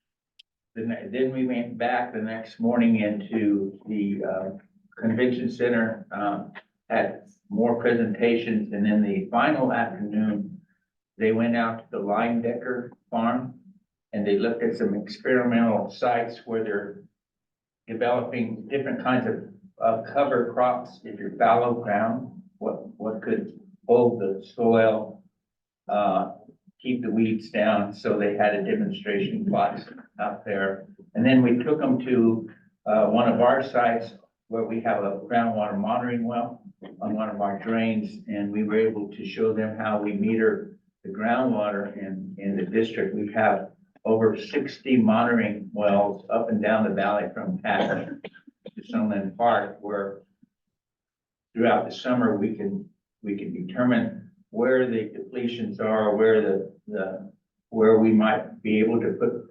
stormwater in a drain where we might be seeing a depletion. So they were very interested in that, and that was the end of the 2.5-day workshop. So I think people went away with it, with an understanding of what we do down here within EBID, that were officials from the state. Also, we had legislators and even a representative staffer for Senator Lujan was on that tour. So all in all, it was a well received workshop, and EBID had an opportunity to participate. And that's it. Mr. Chair, I Thank you have very much. Mrs. Salt. two things to follow up on that. First was that, for Phil primarily, New Mexico refused actually to announce the full amount of compact debt. Currently, they are saying it is around 97,000 acre feet as of a few weeks prior to the conference. I thought that was very interesting because they know what the compact debt is, but they would not actually come out and say it, which was interesting. And again, the compact debt I'm talking about is what they owe to us in our reservoir from northern New Mexico. The other really big takeaway for me as a water lawyer out of that was that the New Mexico Environment Department plans to carry forward with their plans to ask for $500 million to stand up a new permitting regime that would apply to it. And so they will be asking the legislature for $500 million to start a water quality permitting program we've never had in New Mexico before. Full-blown funding it, rulemaking, implementation, and going out and requiring permits.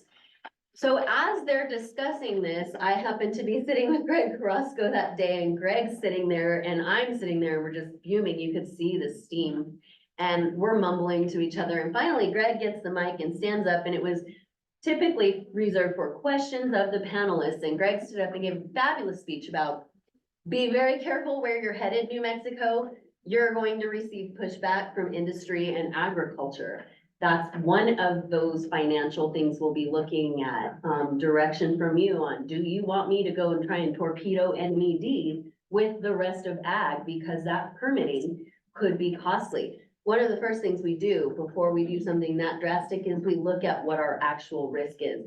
We'll get into how we do that in closed session. One last thing. Interesting. So, also coming out of that was the networking that happens at those kind of conferences. And we were able to meet the new director of NMED. Yeah. And he has a new set of eyes that wants to look at the Kinder Morgan spill, where we've had conflicts before with New Mexico NED. He's now looking at it and going, I think there's something I have to do to help support EBID. So I thought that was fantastic. That was positive, yes. So, for the last piece that, Ms. Albeck was talking about was permitting, that continued fallout from the Sackett case at the Supreme Court. And how New Mexico is gonna react to that decision. Sure, I'll take a comment, Mr. Roby Rosa. This is the continued fallout from the Maui case? Maui and Sackett, but let me clarify too, what they've actually said interestingly is, well, we've had an interest in doing this for years, and they have. They've been giving public commentary. They've even testified before Congress, and they've been kind of saying this for a while, going back to around 2019. And they're kind of, and again, you heard Steve Hernandez say earlier, everybody's been watching all of this Clean Water Act stuff for a long time because it's going back and forth. We're trying to make sure those ag exemptions stay in place. So what the agency's actually saying is, oh, no, this isn't because we have to because of Sackett. We've been trying to do this all along and it's just great timing. I thought that was very interesting because their justification is actually better if they say, you know, Sackett requires us to do that. But this is only one piece of it, is what they're saying. So it's an interesting position that agency is taking. And they received a lot of fire and pushback at that public group meeting. Thank you very much, Mrs. Albeck.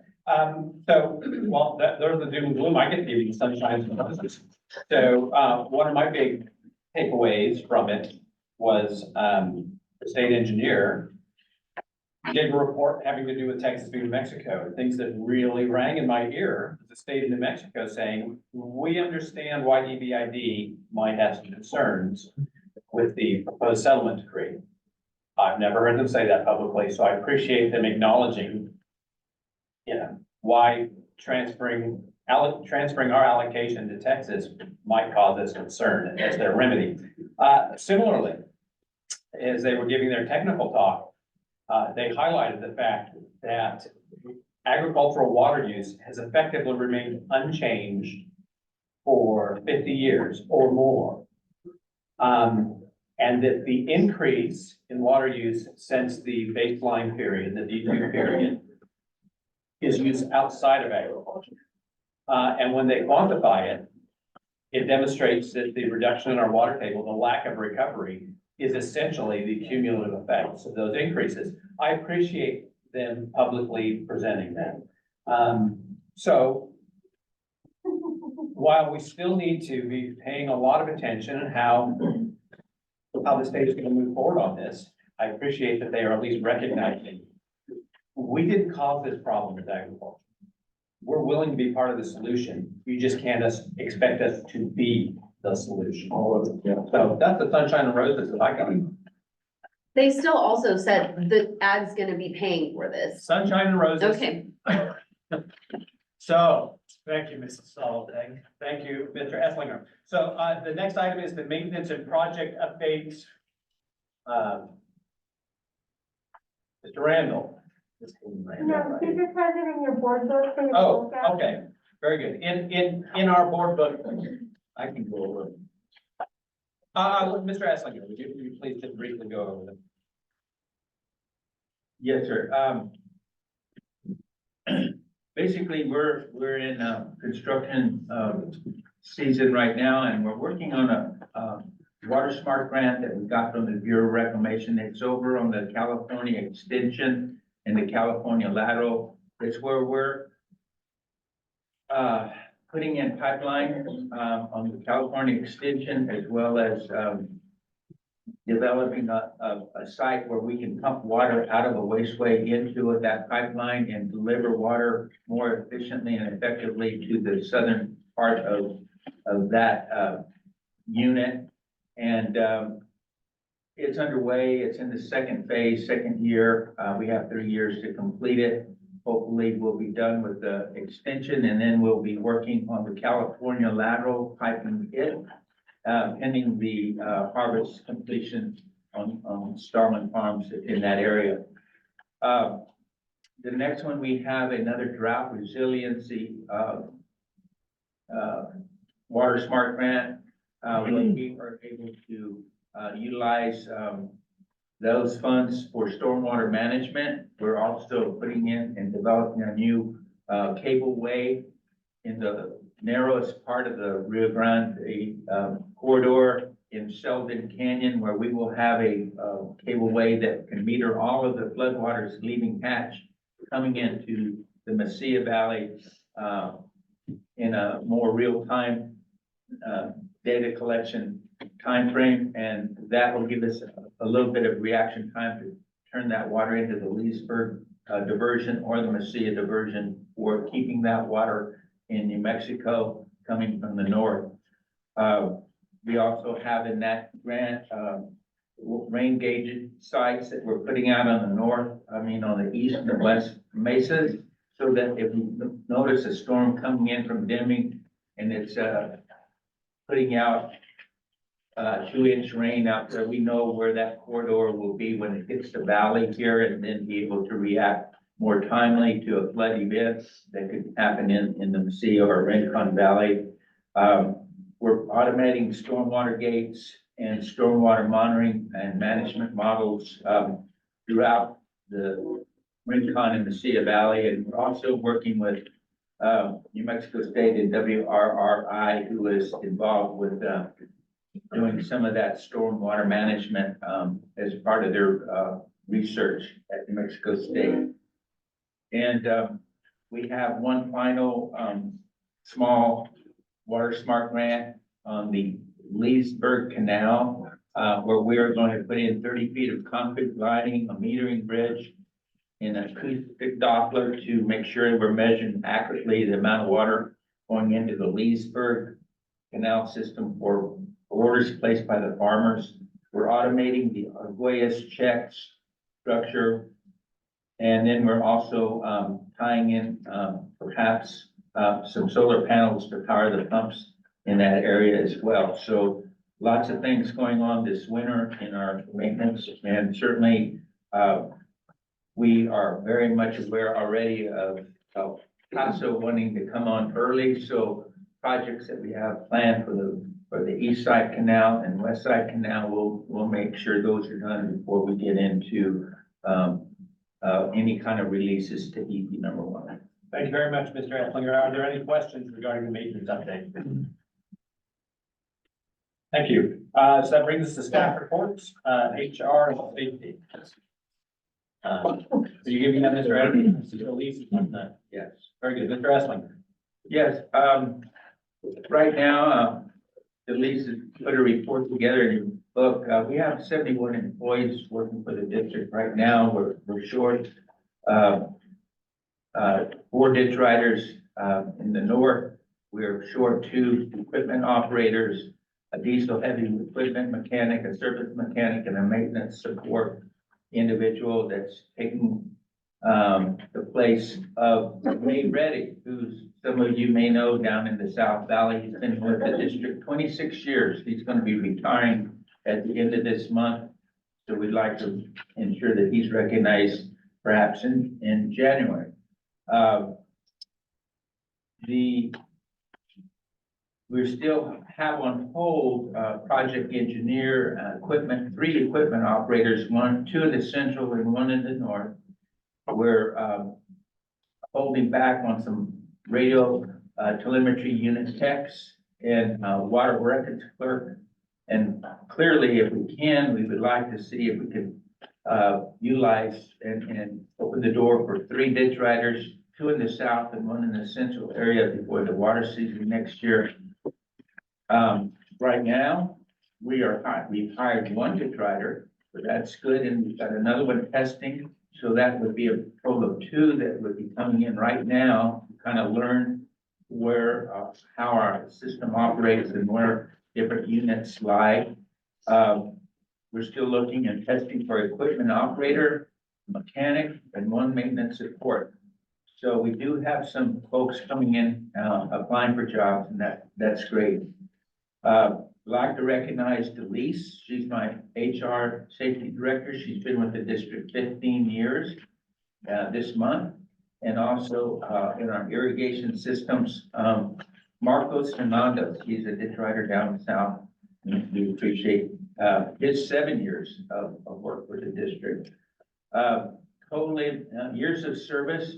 Just for your information, we have 34 employees that have been with the district over 10 years. And we also have 37 employees that have been with us 10 years or less. So we have a pretty nice split of employees. And certainly, again, I just want to remind, we will be closed between December 23rd and January 1st for our winter shutdown. Thank you, Mr. Esslinger. And, you know, hopefully Delise is listening. I want to express my appreciation to Delise for her work with HR safety. She is one of the individuals we interface with as board members. And you'll get the opportunity to work with her as well. And I appreciate everything that she does specifically for the directors and the board of directors. Thank you very much, Delise. Did I see that there was a question? No? Thank you. The next item on staff reports is the Family Farm Alliance December monthly briefing. Mr. Chair, that was just for your information for, this, they send us a monthly briefing from the issues that are, coming up across the West and also in Washington DC. They report to us. We're also a member of Family Farm Alliance, the grassroots organization, pretty much farmers and irrigation managers, attend that. And so it's, something that we have one meeting a year, and normally it's in February. And so hopefully you'll be hearing more about that. That organization is pretty well rounded and very active in Washington DC as well as across the West. One concern, have we seen registration stuff? They usually do their early bird registration close by the end of the year. So we might need to get some travel approved. So what happens is the early bird registration closes before our January board meeting sometimes. I haven't seen it, but I haven't checked my email on those kinds of things for about 3 days, so. I know they have, they're beginning to work on their conference agenda. That meeting is in, or the latter part of February. Right, but Understand it, so- sometimes they close their registration at the latter part of Right. December. And that meeting is in Reno, Nevada. And So that makes it a little in bit. February. But let me try to get some information, see when the early bird registration and hotels are ending, and we'll get names out there. That said, typically, we approve travel for 2 board members, I think 2 staff and legal counsel. That's correct.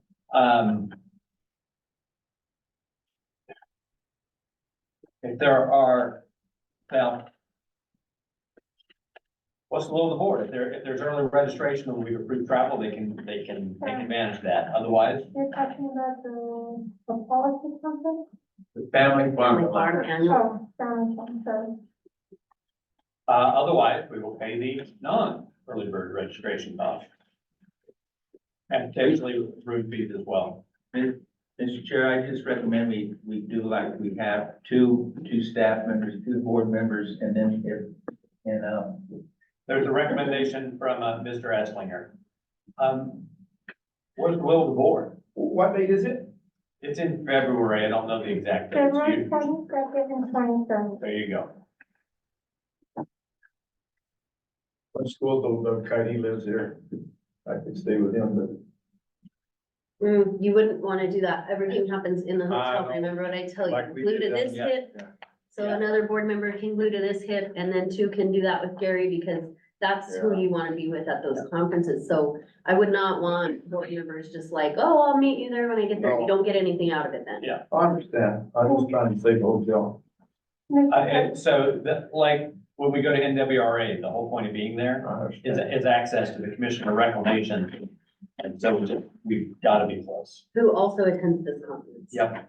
Yeah, oh yeah, so for members does of the attend. audience, what's the reason we go to FFA as a board? Commissioner of Reclamation is likely to be there. Right. So, Early registration is December 15th. And it's a $40 and before January 27th, it's about a $40. It escalates, yeah, so when we're taking 5 and it escalates, I thought it was $100 escalation, that can be $500 for just waiting if we don't get the early approval. And did I hear that that was in January? No, December 16th. December Oh. 16th, or 3 days from now, we need to register. Yeah. So what is the will of the board? It's definitely something we need to go to without a doubt. You have a specific motion, Mr. Lack? Yes, I move that we send delegation to the meeting. The delegation recommended by Mr. Esslinger. Yes, sir. I have a motion from Mr. Lack to approve travel for 2 board members, 2 staff members, and legal counsel to the FFA conference. I have a second from Mr. Frank Paul Solvay. Any discussion?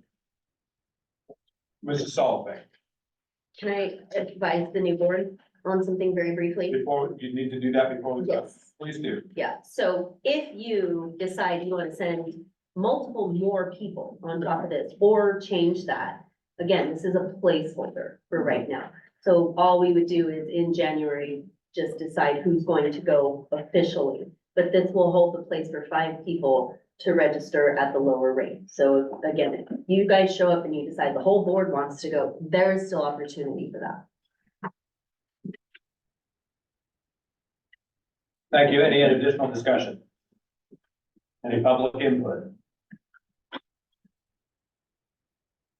Hearing none, discussion is closed. All those in favor, please signify by saying aye. Aye. Any opposed? Because the president, the ayes have it, the motion carries. There's a news article. I mean, I've got a comment on it, but Mr. Esslinger. No, I put that in your, board packet for you to make comment. Okay, there's a news article in our board packet about the Fallon program in the Middle Rio Grande Service District. It outlines the program that detail isn't particularly interesting to me. What is interesting is they found someone who discussed the unintended consequences of Fallon, who talked about how suddenly less fertilizer is being purchased. So what happens to the fertilizer dealer? Suddenly, there's less equipment being purchased. What's that do to the equipment dealers? And there's less, perhaps, animal feed being grown. What's that do to animal feed prices? And then what's that do? And then what's that do? So it's not as simple as simply saying, we can fix this problem by paying somebody not to farm. There's a ripple effect to that. And I appreciate the fact the person who wrote the article sought someone out and then printed it. So that was my big takeaway from the article. Mr. Lack? Greg, along that, to echo that, back when the latter ranch owned both Armadeus, and that was owned by Anderson, 2 completely active feed stores in that town of Tier C, all kinds of people, Western stores. When he come in there and he took the cattle out of there and he took a lot of those people, because, you know, you put buffalo out there, it takes your base away from your tax, number 1. Number 2, you don't need cowboys no more. They run around with one guy, the helicopter and stuff. It completely destroyed a lot of that base that you're talking about right there. The HOKs over there in the Members Valley. Active, big, huge ranch, had all kinds of things going. They made that a conservancy deal. Killed a whole bunch of stuff going on. Again, the community completely, it sounds good to do some of these programs like this, but when you encroach on some things only a few feet, but it destroys 1,000 feet long that it represents sometimes. And I think that's the danger of these things. We gotta watch that pretty close. Thank you. That's an excellent description. It's often, it's a long hose when you start looking at where this goes. So keep that in mind. Anything else from the board? Ms. Salt, is there any open session discussion we need to have before I accept the motion to go into closed session? We might have to come back into open session afterwards if the board agrees to do something based on something coming out of closed session. But currently there is nothing left for open session. Very good. At this point, I would accept a motion to go into closed session. I have a motion from Mr. Frank Paul Saltek, seconded by Mr. Dwayne Gillis to go into closed session. All those in favor, please signify by saying aye. Any opinion, the chair, the ayes have it. The motion carries. We are in closed session. So we're gonna end the meeting for everyone, everyone online. Merry Christmas and goodbye.